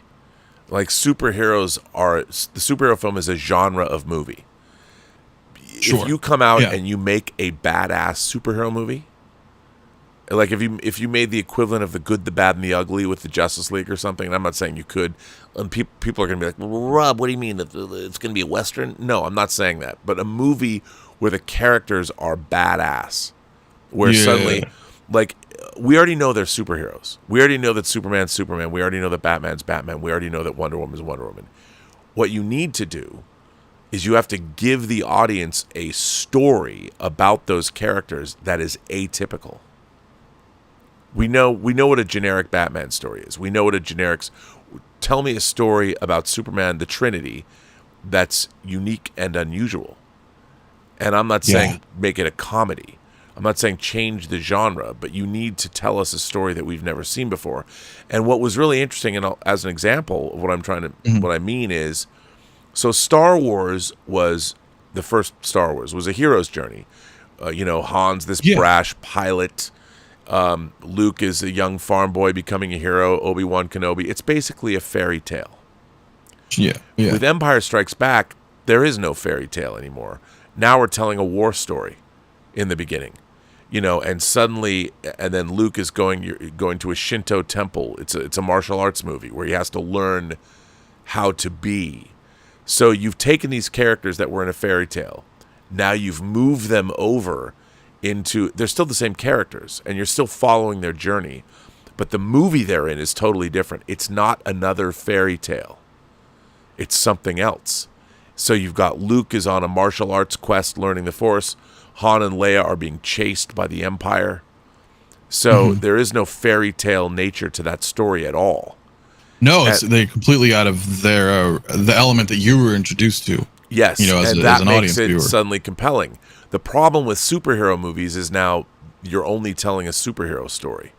And that's the problem. Black Adam, the Shazam films, all, like, it would have been really interesting to see, like, a character like Black Adam just decide, you know what? I have all this power. Who's going to stand against me? I'm going to remake the world. I'm going to decide. And sure, it wouldn't have been, but he just steps up and goes, you people are idiots, and I'm going to try and remake the world. How would the world react to that? How would other superheroes react to that? We've seen that a lot in comics. I know. And that's why comics still endure. That's why people still read comics. I mean, when Neil Gaiman took over Miracle Man from Alan Moore, Miracle Man's like, I'm gonna remake the world in my image. And suddenly it was a totally different thing. Well, that's what's happened with the superhero genre. Is nobody that you have to break out of what it is that you're doing, and the MCU used to be really good at that. It was on a trajectory where Winter Soldier was a very different movie than First Avenger, and Civil War was a very plateaued. And they don't have any new stories to tell. And when they try to tell them, the stories are unsatisfying. Like, I liked Eternals, but overall, what did that have to contribute to the MCU? What is the result of seeing these people that have been meddling in human history for thousands of years And where does that leave us, and how does that relate to the rest of the MCU? Well, apparently nowhere, because it should have been earth-shattering when Arishem the Judge shows up in the sky. Oh, yeah, it'd be a huge event. I mean... Yeah, and no one cares. Yeah. And then, like, how does then Shang-Chi... you don't care, right? Yeah, I mean, even me, I'm like, you didn't... the Eternals told this story, and at the end of the story they told has no bearing on anything at all. Now, maybe they'll go pick it up, but the MCU used to work that every story had, like, without what happened in Civil War, you would not be in the place that you were in at the beginning of Infinity War when Steve wasn't talking to, when Steve Rogers and Tony Stark they were estranged. They weren't talking to each other. And we know that because of the previous movie. Everything led into something else. Now I'm watching all these movies and I'm like, how does any of this fit together? Who is in the Avengers right now? You got me. Me too. You got me. Hands up, man. I don't know. Are there even Avengers anymore? Well, that's the thing. How do we not know that? Oh. How do we not know? And I think that's a big problem. And that's one of the reasons people talk about, Spider-Man No Way Home gave us something we'd never seen before. I think of it as a gimmick movie, which it is. But it was still really fun to watch, and it really delivered on the gimmick. It delivered in grand fashion. So that's kind of a one-off. But the Phase 4 and 5, Kang was a villain in the comics. They still have yet to, Loki's so weird and out there. And I have no idea. They decided this is going to be the multiverse. You needed to establish the multiverse in a way that it didn't work. Loki was too off the wall, to Brazil, to Terry Gilliam, to bizarre. WandaVision started out great, but why didn't everything from Multiverse of Madness, why wasn't that WandaVision incident the where she went nuts? The world realizes, wait a minute, we've dealt with Thanos, and WandaVision took place 3 weeks after the snap, or something. Yeah, something like that. So, very shortly after, right? I mean, yeah. So then Wanda Maximoff is now shown as being insane. What is a population that's just come back from the snap? Now you've got an Avenger off the reservation who's trapped these people in her own mad mind craziness. That should have led, everything should have led from that and built on the next, and Wanda's nuttiness, whether it's House of M or No More Mutants or destroying the Avengers and Avengers Disassembled, could have led. I don't understand. Why didn't you do that? I'm with you, because that's exactly what comes to mind is Avengers Disassembled, which leads into House of M, and it's okay, we're which not is doing weird. That. It was weird to me because I thought that's where they were going to go. Yeah, me too. They were going to go with that, and you would have found out that Wanda, before there were mutants, but Wanda got rid of all the mutants all the way back to the dawn of time. She changed reality. That's why they're not in the MCU. They were in the MCU. We just had never seen them because she already got rid of them. We just didn't know that, or something. But they didn't do it. Because she literally can alter reality. I mean, that was the huge thing. It's, now it's the whole WandaVision show is just brought up in passing. They're like, hey, let's have a sentence of dialogue that's just acknowledges that this happened, and then we move on to this story. And that's what I'm saying. These events aren't unfolding kind of like how they were built in the beginning of the MCU. No, and that's, I think that's become a problem across the board. And what I don't understand is, for 23 movies, Marvel was really great at this. And then with Phase 4, suddenly it's like, well, what are they doing? I don't know. Yeah, I don't know either. I don't know if they have a whole new team. I don't know if they're just kind of phoning it in, or do they all think these are great ideas in their own right? Maybe they do. Yeah.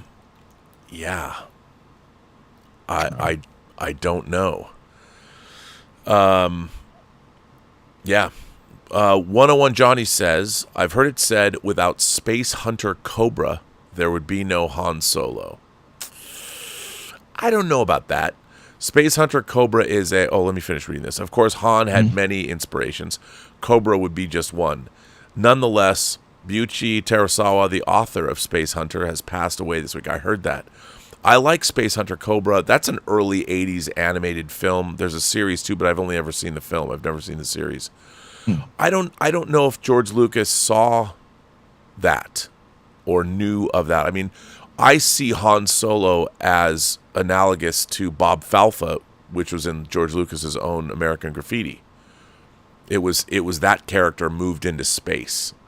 And I don't know necessarily if, because Han Solo, the Bob Falfa character, shows up to race or something, you know.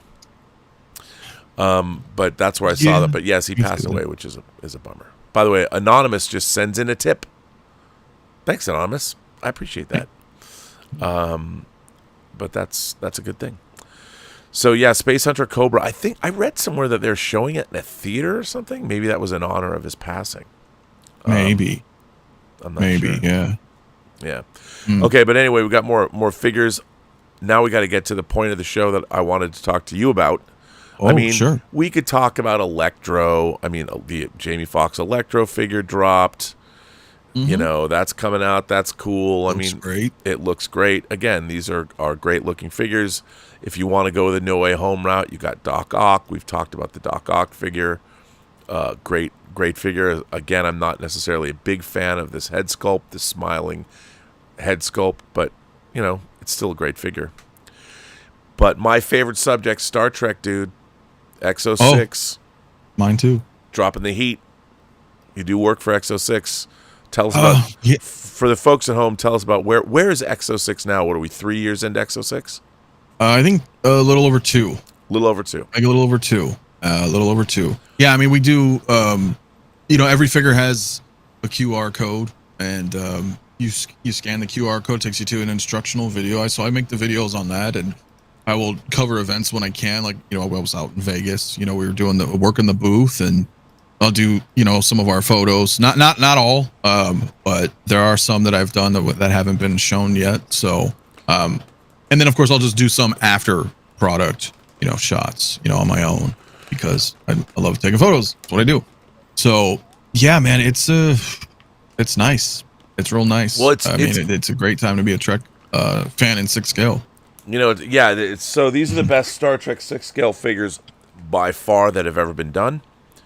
I think, and basically the brainchild of one man, and who got the license. And obviously we had things like Locutus. That is the action figure, the XO6 action figure. And when XO6 is on, man, they nail it. Yeah, I fun doing that shot. That's one of your shots, and as you can see, it's marked by you.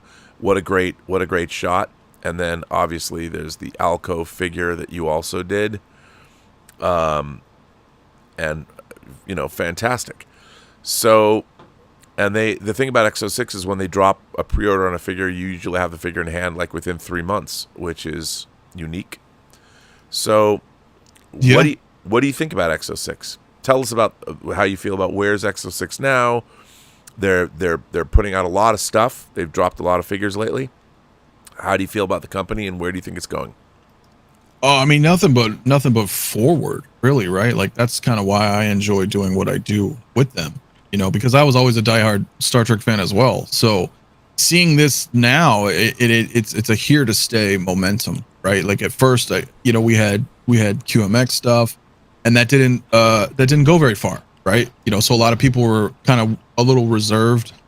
Hearing that Trek is coming back, and now you're seeing, you know, 2 years in, you have 25 releases. I mean, it's here to stay now, you know. So it's so cool to see, you know, as you and I both are, you know, huge Star Trek fans, like being able to get all these figures again in 6th scale, and dude, it's awesome. I absolutely love it. That's why I have so much fun doing the photos, because if you're a fan of something, you're gonna be passionate about it, right? I mean, let's say I didn't know Star Trek. There was no way I could have done that shot with Locutus, you know? Right. I wouldn't know. Like I'm kind of referencing Best of Both Worlds, you know, like that, right? Like I'm trying to, you know, that's what's so fun about it. You know, being so passionate about it, and just dude, it's a good time to be a fan, dude. It's a good time to be a collector. Yeah, I mean, this week Locutus is now out, and this week the Picard season 3 Picard. You know, if you asked me 2 years ago if I would ever be buying figures from the Star Trek Picard series in seasons 1 and 2, I would have said you're high. You couldn't pay me enough.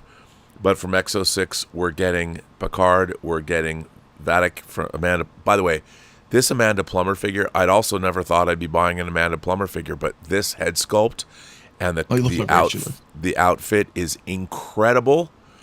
And then this Worf, you know, again, this Worf figure is an incredible figure. I love this outfit. You know, his kind of Klingon intelligence operative outfit, I think is great. His Kurleth sword, the new sword that Dan Curry designed for the show, I think is amazing. By the way, did you see this picture? This XO6 picture. I love that it says Worf 359. I don't think he noticed that, but yes, you will service us at Worf 359. That's yes, awesome. It's pretty fun. Oh, I didn't see that part, but yeah. Yeah, so there you go, Worf. But these figures are great. They're putting out Quark finally. I mean, this is an action figure of Quark. I love this. I love the tailoring on these XO6 figures is incredible. This is one of their great head sculpts, you know, of Quark. Another figure that recently dropped that I thought was great was Shran, a Jeffrey Combs. Yeah, you can really see Jeffrey Combs here. There's another great picture of Jeffrey Combs. I mean, you can really see that that's Shran. And again, the tailoring on the outfits and the accessories and the fact that they're magnetized, really great stuff. Here's a shot of Quark. I mean, nobody would mistake that for anything other than Quark. I love this figure. Yeah, I just did these yesterday. These two. Yeah, this one, and then here's Quark with Cisco. I mean, it's great too. And look at the tailoring with all the stitching on Cisco's outfit. Same with Quark, and I know Nanjin Tam came from his family clothier background, which I thought was terrific. And then of course there's another Shran picture with Archer. So again, these are that you did. This is a great picture, by the way. Thank you. Very excited. Then you took some pictures in Vegas of other things that are coming out. Here's some prototypes of Strange New Worlds figures. I like that Vatic is smaller, you know, but you can see. Oh yeah, this was just Shanghai this weekend, I think, right? Oh, this one here, but yeah. Yep. And you can see that, and you can see the Strange New Worlds figures, of which I know they're going deep on those. This Krug figure that's also up for pre-order, the most expensive figure. The face sculpt on this from Star Trek 3, Christopher Lloyd, is amazing. Amazing figure. And then, of course, you've got these XO6 figures, which, again, great stuff. The Star Trek 2, the Wrath of Khan, those things are gonna sell. I can't even imagine what those are how much money they're gonna make, or how many they're gonna sell, because they're gonna sell out. It's Monster Maroon, man, and the jackets. I mean, it's yeah. I mean, the Monster Maroons are. It's having great Monster Maroon figures are, you know, I think that's what people have always wanted. You know, you did some other great figures, pictures. These are pictures you took. Let's see, that's the wrong. I just moved these onto the wrong level, but I didn't mean to do that. But you can't see this picture I just put up. But the Monster Maroons There's a picture on top of a picture. There's a picture on top of a picture, yeah, which I will have to fix, which I will do. But so what do you think? Is XO6? I mean, they've got a limited license here for a limited amount of time. Are we still going to be getting all these great figures from them? To my understanding, yeah. Right. To my understanding, I believe he wanted to go at least 5 years. So there's a lot. What you're seeing here shown off in Shanghai there, what we set up in Vegas. I mean, there's a lot coming. There's a lot, you know, I just like that there's a company. I mean, currently XO6 only has the Trek license that they're making stuff for. I'm sure they're delving into other things, but I love that there's a company that is only making Star Trek figures. It's like my dream. Dude, that's my dream too. I mean, it really was. I mean, that's why I do what I do. I mean, we grew up. I mean, we mentioned earlier in your show. I mean, we had a bunch of Playmates figures. I mean, that's all I had at the time, you know. Yeah. And now I'm like, okay, this is great. This is great. I can't wait till we have full crews all done. Voyager's almost done. We need Neelix and B'Elanna, and then you know, at least you got a whole crew there. A lot of DS9. You know, is out. You know, Kira's on PO. You know, we showed off Odo, and it's just gonna be great. You know. Yeah, I mean TNG stuff, the Vegas stuff that I set up at the booth. Oh yeah, I mean, how great was that? Oh, it was great. I mean, all that. I'm getting those pictures and I'll show them. So, oh, yeah, of course. So the thing about XO6, you know, when it comes to other things like Hot Toys, I really like how XO6, a lot of accessories, really clever use of magnets to magnetize things onto the figures. You've done some really innovative stuff where there's QR coding, or you can log in and use your QR code and see a video. That kind of stuff's really cool. So tell the folks at home, what do you do for XO6? Well, like you mentioned, you know, I mean, I don't think I have a box near me, but on the back of each box, there's the QR code that you could scan with your phone, and that is an instructional video on that specific figure. And that's what I'll do. I mostly do those. I'll make the videos for that, because there's a lot of people out there that just maybe they don't know what 1/6 scale is, or they're just coming into it and they're big Star Trek fans, you know, and it's cool to have a visual guide, you know, rather than just a little slip of paper thrown into a box telling you, you know, how this can work, or how is the articulation, what are my limits, you know, should I do this, or am I going to break this if I, you know, so it's nice, you know, it's I so can't fun believe to do. this. It's very Star Trek-y. You took this in Vegas. This is your picture that you did. It's so cool. I can't wait to get this figure. I can't wait either, to be honest. I mean, it's Christopher Lloyd. It's so good. I mean, and the tailoring again is just masterful. You know, here's B'Elanna Torres. I think this is another great figure. You know, I think the head sculpt is really spot on this one. Can't wait to get this to finish off the Voyager crew. Another figure I'm really impressed by is the Kirstie Alley figure. Yeah. And the jacket. I mean, this is a great head sculpt. Looks fantastic. And I know there's a lot of work being put into this. Another figure that they announced is, of course, Data. And then, are we going to get the console? Do you know? Do we know that? Yeah, we're going to do the console, yeah. Can't wait to get that. So, yeah. And then, of course, you know, you've got things like Neelix, another great tailored suit. And then, you know, I won't be getting them, but I know fans are happy about it. But you've got, you know, Nurse Chapel and Spock, Ethan Peck Spock. Again, the tailoring. I think the Nurse Chapel, or pardon me, I guess she is Nurse Chapel. She looks great. Yeah. You know, if you are going to buy those figures, of which I am not, this #1, the Una figure is really good. Looking forward to it. Now, I'm going to freely admit this to you. I told you I'm not a Voyager or a Discovery fan. I am a Voyager fan, not a Discovery fan. But they're even doing Empress Georgiou. Now, I can see Michelle Yeoh there. Yeah. And that was a video. I didn't mean to. There, back to her. You know that I know this is a figure that's still being worked on. The rooted hair, you know, makes it a little Barbie-esque, but she's how many Michelle Yeoh figures can you get in your life? I don't know. I want this figure badly because she is the Empress of the Mirror Universe. So, yeah. So I mean, yeah, you're gonna definitely want her. Oh, I know the rest of Discovery not so much, but yeah, I mean, look at the outfit. I mean, it's awesome. It's awesome. I can't wait to get it.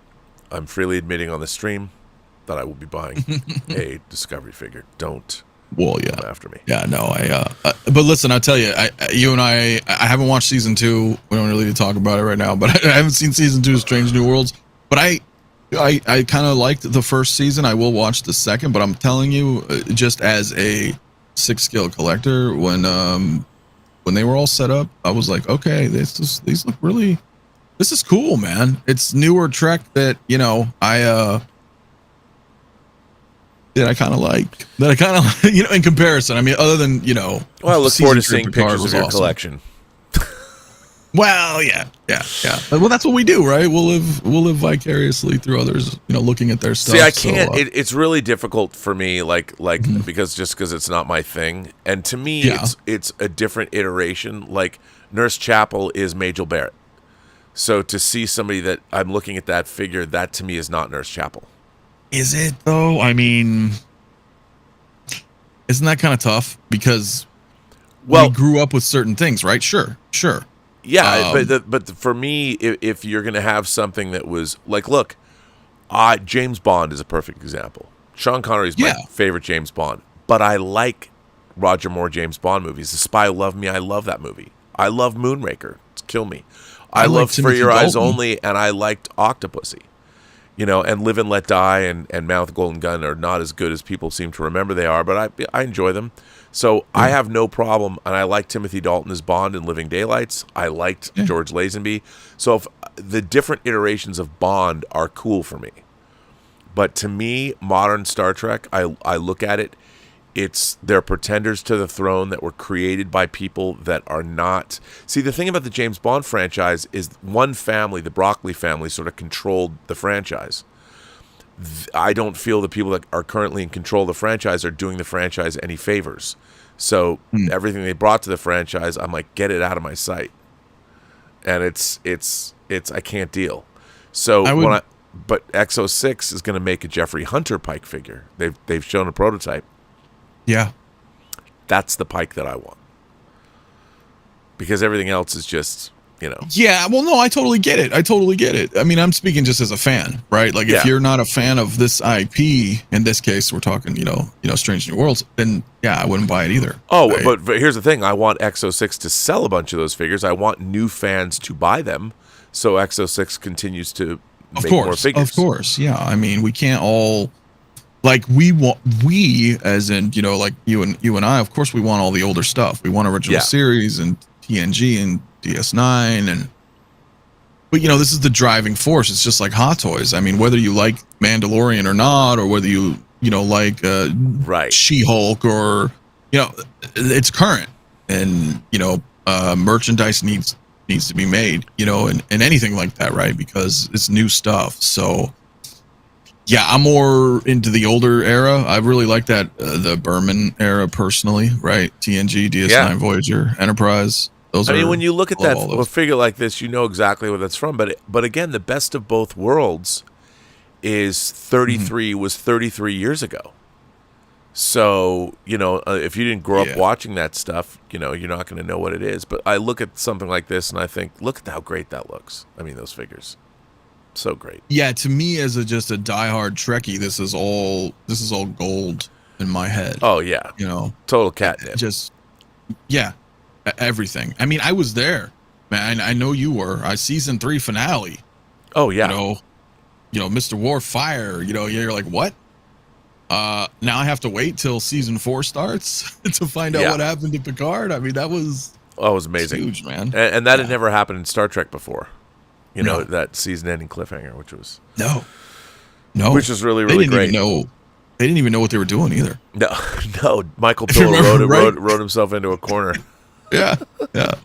So, by the way, Norwegian Kryptonian says, "Why aren't there any scavengers selling alien technology to the governments of the world in the MCU?" Well, we saw that Michael Keaton worked for a company that was cleaning up all that. But yeah, I mean, it doesn't seem like Earth now knows half the population of the Earth was snapped away for 5 years. Half the population. So you have a bunch of people. I mean, can you imagine? Essentially, you've got half a population of this planet that time traveled. People that they know and loved are suddenly 5 years older than they are. Yeah. I mean, the planet, they've never dealt with any of that, except more as like this joking thing. They've never even delved into the reality of how that would be. And what the actual repercussions. What's the aftermath? Like the true. Yeah, what does the Vatican think now that there are creatures in the universe that can just snap you out of existence?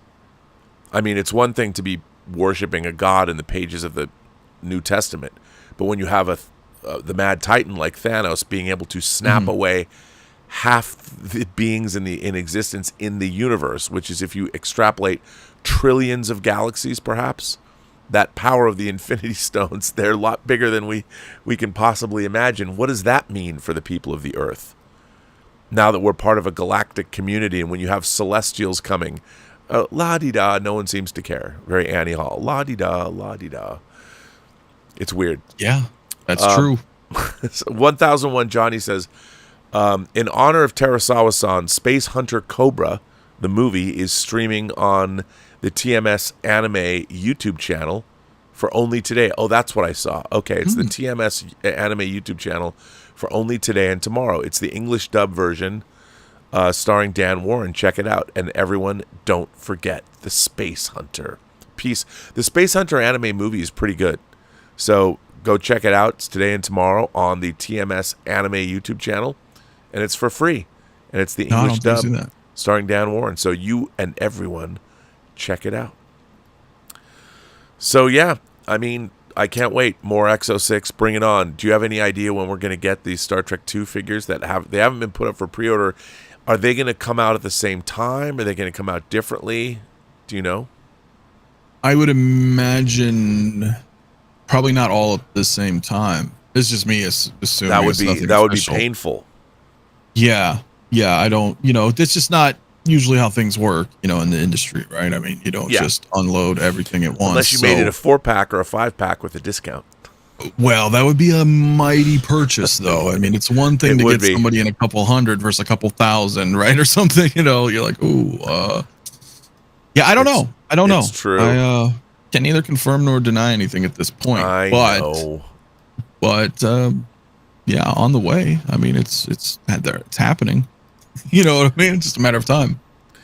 Matter of time, dude. Superhero Displays says as a newly minted OST aficionado, I've become obsessed with all things Kirk and company. So as diehards of classic Trek, I would love to know what either of your favorite episodes are from the original series. TOS, you put it OST. I was like, so it's TOS. Do you, off the top of your head, have favorites from the original series? I mean, City on the Edge of Forever, Balance of Terror, Doomsday Machine, Mirror. It sucks because there's not a lot of TOS episodes, so we all kind of feel like the same ones are the best. I mean, it's I think it's one-offs.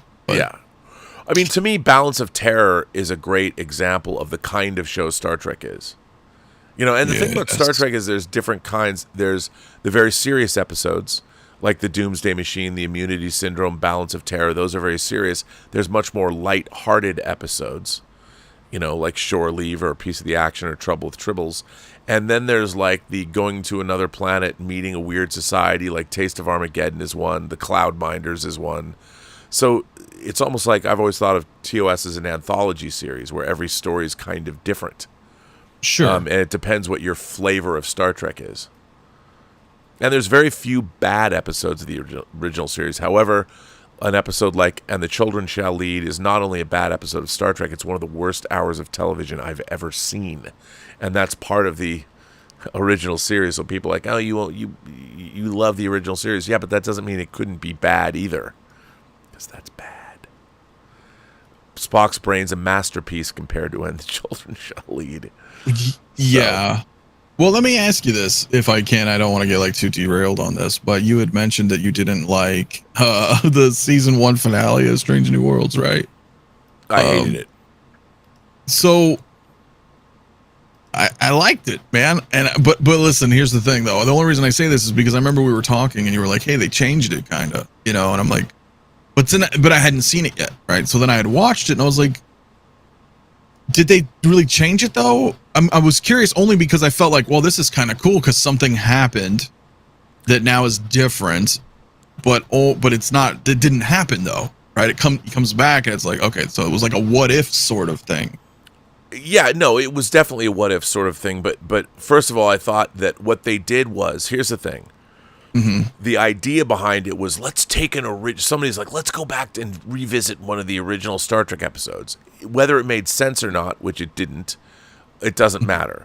But what they missed out on, what I thought that they really missed out on, and this is typical of Star Trek because they don't pay attention to the important things. It's all their understanding of the original series or Star Trek in general is cursory at best. So they don't like the original series. First of all, it's old, it's stodgy, it's silly, it's campy. They don't take it seriously.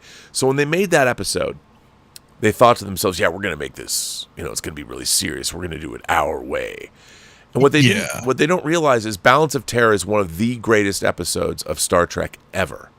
It could very well be. Yeah. When Jessie Gender, when she did her video about her favorite episodes of Star Trek, of the original series, Balance of Terror was her number one episode, which I thought was interesting. I hadn't heard anybody say it as their number one, but she's not wrong. So that episode's an incredible episode. One of the things that makes it an incredible episode is we get a glimpse of Romulan civilization because we're on the Romulan ship and we see the relationship between the Romulan commander and his Centurion. And that they have a philosophical debate. So for those of you who've never seen this episode, so a Romulan ship has snuck over the Federation border and is attacking Federation outposts to probe for weakness. They want to know, well, how tough is the Federation on this area, in this area of space? If we so desired, could we come through here en masse and invade the Federation? Because part of the Romulan civilization is to probe for this kind of weakness and exploit it. Well, the ongoing debate that's on this Romulan ship, they have made this attack and they've taken out a few bases and they realize the Federation's weak. So they're going to return home and they're going to report to the Romulan Praetor that indeed the Federation's weak and we can exploit this weakness. Yeah. So if this Romulan ship is allowed to get home and bring that information, a war could start. So the Enterprise is now tasked to prevent this from happening. They have to stop the ship from getting home. But the interesting part of the episode, that alone is interesting enough. Sure. But the fact that we get to meet the Romulan commander and we listen to him debate, and even though he's the captain of that ship, he goes, look, the Centurion's like, look, this is the way it's done. And if they're weak here, shouldn't we exploit them? Isn't that what we do? Like, that's what we're here to do. And the Romulan commander surprisingly says, but must that always be so? And he even says, our gift to the homeland, another war. Great, because we're the way the Romulans are. We have to start. So you see that these two characters who are presented as the Romulans are being enemies we'd never seen canonically, that we had never seen what Romulans look like. We also didn't know that they were offshoots of the Vulcans. So in this episode, there's this philosophical question that the Romulans are posing to one another. Like, is our way of life really the best way of life? Do we really need to do this? And isn't there something else we can do instead? All of that was gone. Here they recreate Balance of Terror, even down to some of the camera moves. Yeah, but they did. But what they really missed out on, they had the Romulan Centurion sell out his captain. The whole interesting part was to learn about the Romulans because they didn't really have an idea. They just figured, ooh, what episode could we riff on? And I get it. Maybe it was cool, a what-if scenario, because that was, again, because they're doing that on Marvel. Everything they're doing on modern Star Trek, they're following the footsteps of someone else. There's not an original idea. Let's do a musical because I love the Buffy musical. Let's go back and do a what if about Balance of Terror, but it'll be Pike instead of Kirk. But we'll introduce Kirk. Blah blah blah. None of it's original. There hasn't been. There's not an original. I would love to see an original Star Trek story told. None of it's original. It's all derivative. All of it.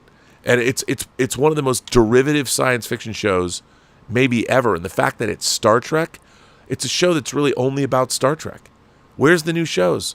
Why aren't you? There's so many things going on in our world today that Star Trek could offer commentary about. One, the writers don't have the chops to do that. And two, they don't have ideas. And it's unfortunate.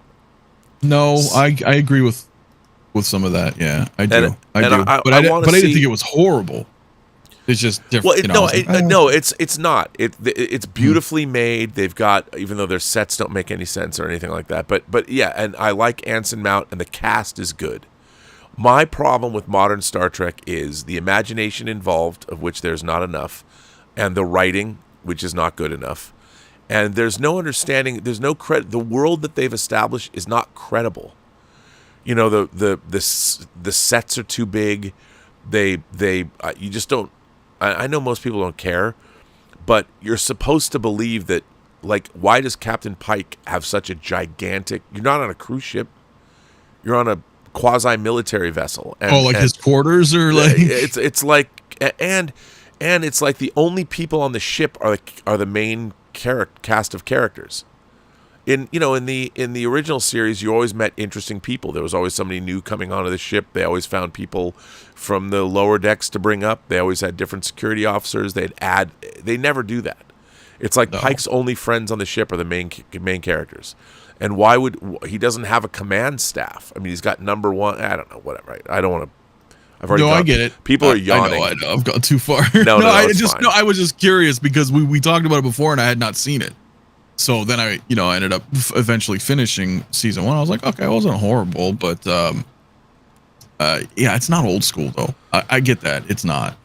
But I think, you know what it is? I don't even know what I could call it. It's that I was not a fan of Discovery. Right. So then watching this, I'm like, okay, this is not bad. I like this. So I don't know if that had something to do with it. It doesn't take away. But here's the thing: nothing will ever take away the older shows, right? No. I will always go back. I'm rewatching DS9 again.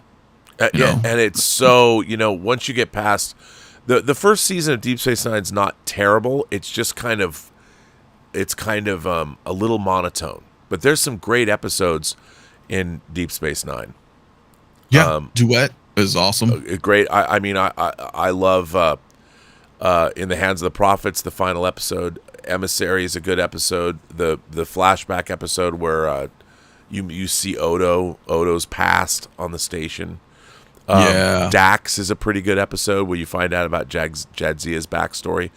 And then I'd say about half the episodes in the second season are pretty great, and then 3/4 of the episodes in season 3 are great, and then we're off to the races.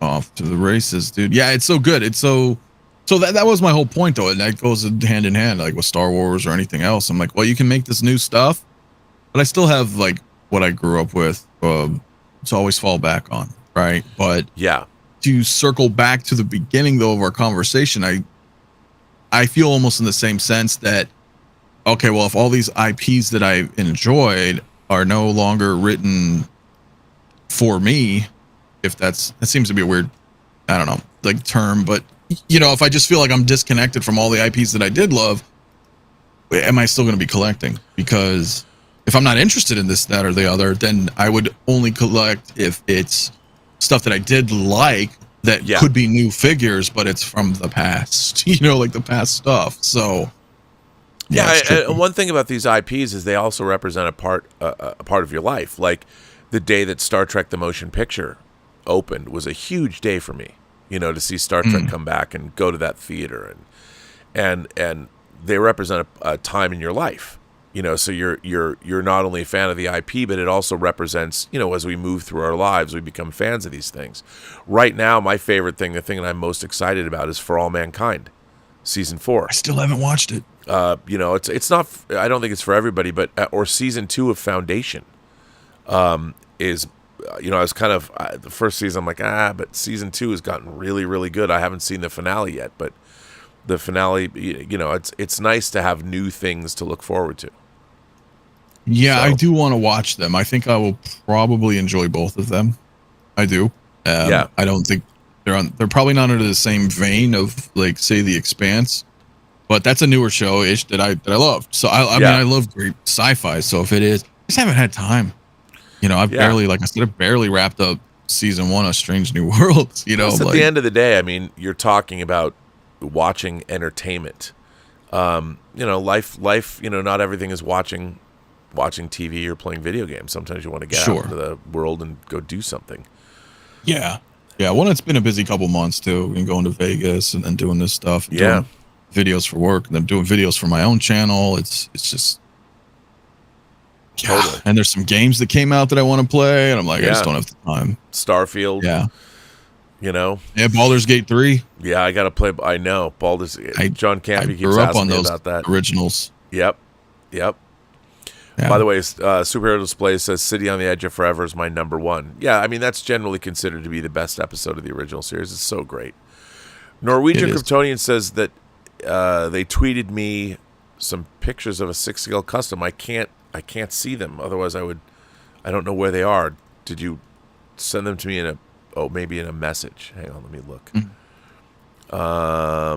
I found it. There it is. Gonna accept. Let's see. Ooh, this is. Hang on a second. I gotta get this. This is nice. This is not just. Now that I've been lascivious about this, I've said, "Ooh, this is nice." Probably shouldn't have said it that way, but there's definitely some good stuff here. So let me grab these and say it. But yeah, I think you're absolutely right about those things. Let me escape there. Well, it's hard. It's and listen, I love the IPs that we're into, but there's always something in the back, right, in my mind, like where I'm like, oh, cool. Like we said, a RoboCop. Yeah, I'd like that. Right. Right. Let's revisit some Terminators. That's where I don't know. It's weird, right? Because you kind of look at it like, well, you know what? These memories are safe. They're locked in this impenetrable vault. That's interesting too. Yeah, you're totally right about that. You can't take away. You can't Last Jedi my Star Wars. I will always have that. That will always. You know what I mean? Like so. I do. Yeah. There's something nice about that. It's comforting. I'm like, those are protected. Well, what I find so interesting is, in a way, I mean, the corporatization of these IPs, the people that made them originally, when George Lucas, filmmakers are not thinking that they want to get rich.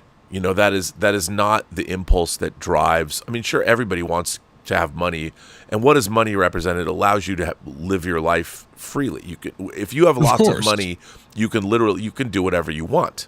Like if I had hundreds of millions of dollars, I would go out and start making 10, 20, 15, whatever $1 million movies. I'd spend the rest of my life. The thing in my life that's frustrating is I've wanted to make movies and I haven't been able to make very many movies in my life for various reasons because it's really, really, really, really hard. But that's what money would allow me to do, and I could buy whatever I want. But no one sets out to make movies necessarily. I mean, now when you get hired to make one, but when you're a low-budget independent movie maker, like George Lucas was trying to get whatever movie off the ground, he didn't sit there and make THX 1138 thinking, I'm going to get rich off this. No, it's just that spark of creativity and that drive, and then maybe people are like, wow, that was really damn good. And then you've hit it off. But it starts with an idea. It starts with an idea, and that is what I think is most important. So I don't think that these IPs that we love were made by people that were passionate about making them for the most part, and a lot of the time they went through various iterations and things, and then when they came out great, it's usually a surprise to everybody. Remember, Lucas and Spielberg went to Hawaii because Lucas thought Star Wars was going to bomb. He didn't know. And it's because you don't know. So you don't know. The IPs now, these IPs that were made by people that were passionate about what they were making, which made them the IPs they are now owned by corporations. So it's the corporations that want to keep producing this product. So they own Star Wars, but it's not like they're looking for people who are passionate about Star Wars. They're looking for people that fulfill the corporate bill of what should get made. So, J.J. Abrams has worked in other franchises, and he's a known commodity, and he's a guy that let's get him to make a Star Trek movie because on paper that looks good. But every time you ask J.J. Abrams, I was never really a Star Trek fan growing up. He said that in every interview. He did. And I'm like, okay, so you weren't a Star Trek fan, so basically you've now made a movie that isn't really Star Trek. You've turned it into something that you wanted Star Trek to be that it isn't. And that's how Star Trek has been treated for 20 years. By the way, this is Norwegian Kryptonian's custom. Oh, yeah.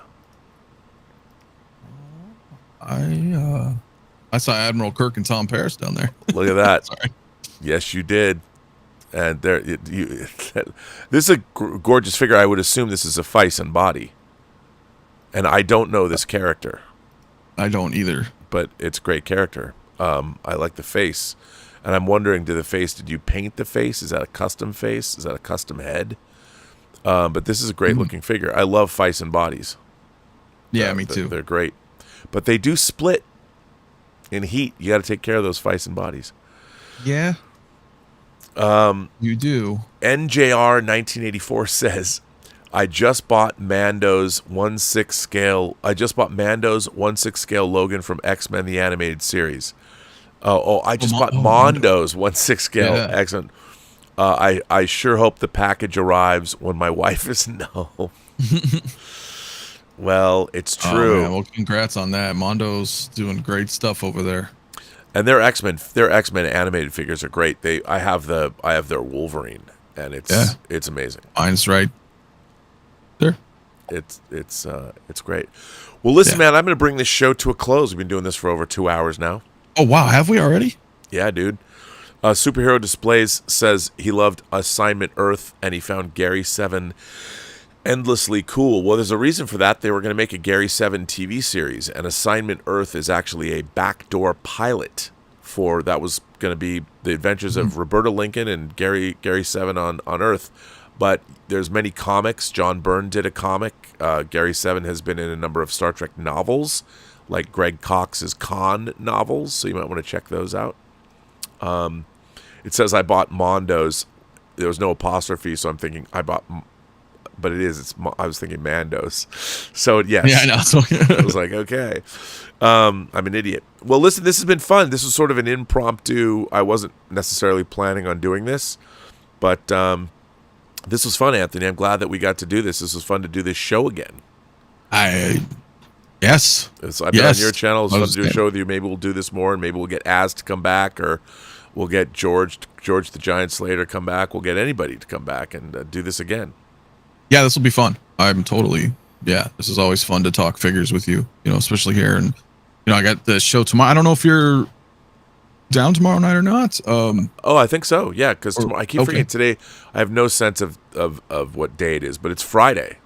Yeah, it's Friday. Yeah. Can I go downstairs and get my cereal? It's Friday. Because I haven't done a stream all week. Usually, sometimes I'll do my morning shows, but I didn't want to do like, oh, this figure was announced. I've been busy. I've been doing the work. So now tomorrow night, I'm like, oh my gosh, look at all this stuff that came out. I didn't even get to show. I wanted to show a figure that I got. Oh, what the? I wanted to show a figure that came in that I've been waiting for a while. That I know that Bob Dylan had got it, but I can't believe I didn't bring this up, dude. I can't believe, considering I have it sitting right here. So I love astronauts, and one of the movies that came out that I adore, one of my favorite movies, is Ridley Scott's The Martian, starring Matt Damon. And I like that movie a lot. A third-party company made this the Mars Rescue figure.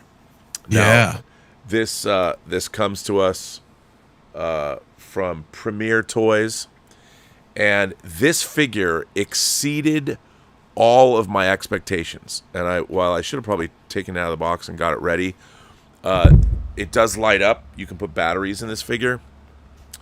And since I pre-ordered it, it comes with 2 different head sculpts.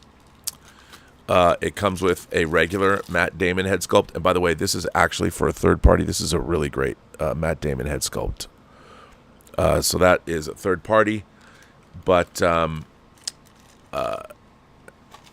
and here is, since I haven't taken him out, here is the figure. But this figure, dude, this figure is dope.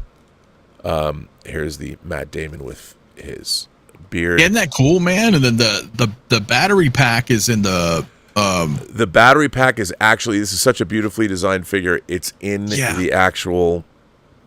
Yeah, and then it channels up to the helmet. Like that's. Yep, it goes right really in cool, here, man. And then the helmet lights up. So far, this might be this year. There's been a lot of good figures that have come out this year, but this is a third-party figure, and this is definitely if I can get this thing out of here, one of my figures of the year.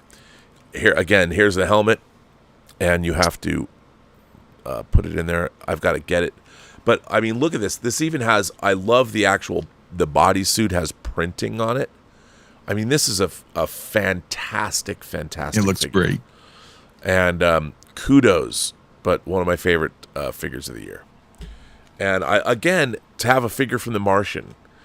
And what would I do with this? I'm going to display this figure with my Chinese Wandering Earth figures, with an actual astronaut figure. So I've got, and those figures are incredible. So I did want to show off that this came, again, action figure. Would I have loved Hot Toys? Hot Toys would never do that, but I'm still happy that there's so many third-party figures that are being made. Yeah, no, I agree because that thing looks awesome. It's another path, I'm like, damn. Right, but to me, I just love science fiction figures, like anything. Like Judge Dredd figures, I have my female, because I have not finished the display yet. My Judge Anderson figure from the Carl Urban Judge Dredd movie. Oh, yeah. So I love this figure. This was actually gifted to me, and it's a great figure.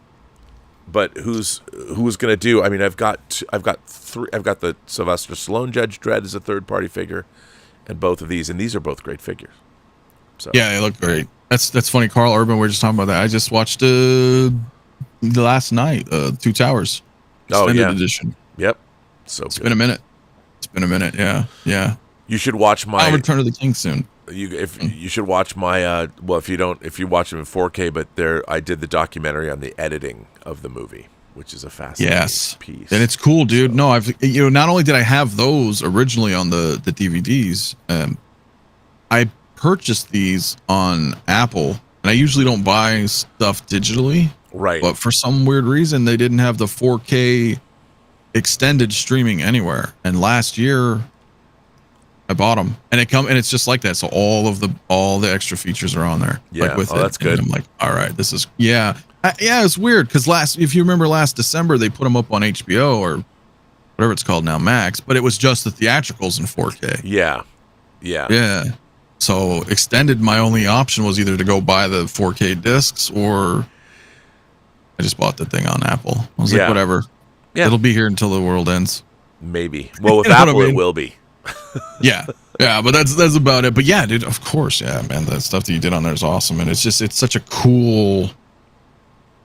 Maybe it's just my opinion, but I still think it's the best trilogy ever made. Looks like meat's back on the menu, boys. Yeah, dude, I love that. Yeah, I love it. It's so good. God, seeing those in the theater that was amazing. Anthony, where can people find you on the internet? Oh, I'm around. Well, obviously, my channel, SixthScaleMafia on YouTube. I don't know if you have I don't think I can put a link in your chat, but in YouTube, definitely there. Same as Instagram. SixthScaleMafia everywhere, pretty much everywhere. But that's me. I do my shows primarily as YouTube. So it's been going. It's been going, dude. I just did a couple of reviews on the Millennium Falcon cockpit, the In-Art Joker. Our live streams, I do usually Tuesdays and Saturdays. Yeah, man. It's great. It's always fun. I don't know what I did with the box. I think I told you one of the things that I wanted to, I get these Partworks kits, and the D'Agostini. Oh yeah. The D'Agostini Millennium Falcon that is a studio scale kit. It takes 2 years to get all the pieces, but they've just started releasing. I just got my first kit. So this is the Top Gun port of the Millennium Falcon. And so I'm going to repaint the whole thing. So this will be covered with primer. It'll be painted with the base coat of Tamiya Insignia white and then heavily weathered. But what's great about this is this is going to be like 3.5 feet, I think, when it's done. Yeah. I've wanted this, and then of course you can get all the secondary. I'm getting all this going back because now that the kit's out, all the remaining secondary pieces that all the third-party manufacturers make of like the different vents and things. I'm going and getting those so I can modify this as I go. Because unlike some part works kits, I'm going to make this as I get the parts as they come in. Right. And there is a guy, Models by Chris on YouTube. He has a incredible build series, and I'm going to follow his build series and do what he did. So building rockets, doing these build kits. I know. It's so. In addition to everything else, and Tango Shalom, the last movie I worked on, premiered in Germany last night, or it did. on the 13th, and it opens in Germany in next month, and then we're finishing up our new film, The White Devils. It's actually we dropped the. It's like Facebook. Drop the. It's cleaner. It's just White Devils. Hopefully I'll be able to talk about film festivals it'll play at soon. We'll see. Is that what you were doing a couple of weeks ago, or? Yes. I was standing in. I was being a body double for an actor. We couldn't get the actor back because of the strike, and I was being whipped to death. So, the life of a producer. What can I say? No, that's awesome though. That's really good. Yeah, that's really cool. Wow. So there we go. Yeah. That's all the news that's fit to print. Quite a bit to talk about, man. And of course, thank you for having me. Oh, this is great. This is a lot of fun, yeah. And it's and maybe we'll do a big jam session. Get and get George to come back later, or get Justin. I heard from Justin. He was asking about doing more streams. I haven't streamed with Justin in a long time. I'm still watching all his stuff. Justin's going to be a dad. Justin got rid of all of his statues because he had to make room for his new baby. Oh, so. Well, that's more important, right? This is all fun. Yes. But then, life and family always got to come priority. They do. 100%. Well, I want to thank everybody for generously supporting the channel via Super Chats and tips. Thank you all for that. I want to thank Anthony for being here, SixthScaleMafia for being here. I want to thank Lord Toth, who's moderating, and S Beam is moderating. I don't know if Tom Jr. Jackson's here, but I want to thank you for being here and moderating, and thank you all for watching. This was a lot of fun. And I guess that means that this is the end of Fully Articulated episode 34. What can I say? I guess keep buying toys, keep buying figures. Keep buying toys, live long and prosper. Live long and prosper. And all go. of that. All right. Well, I will see you later. All right.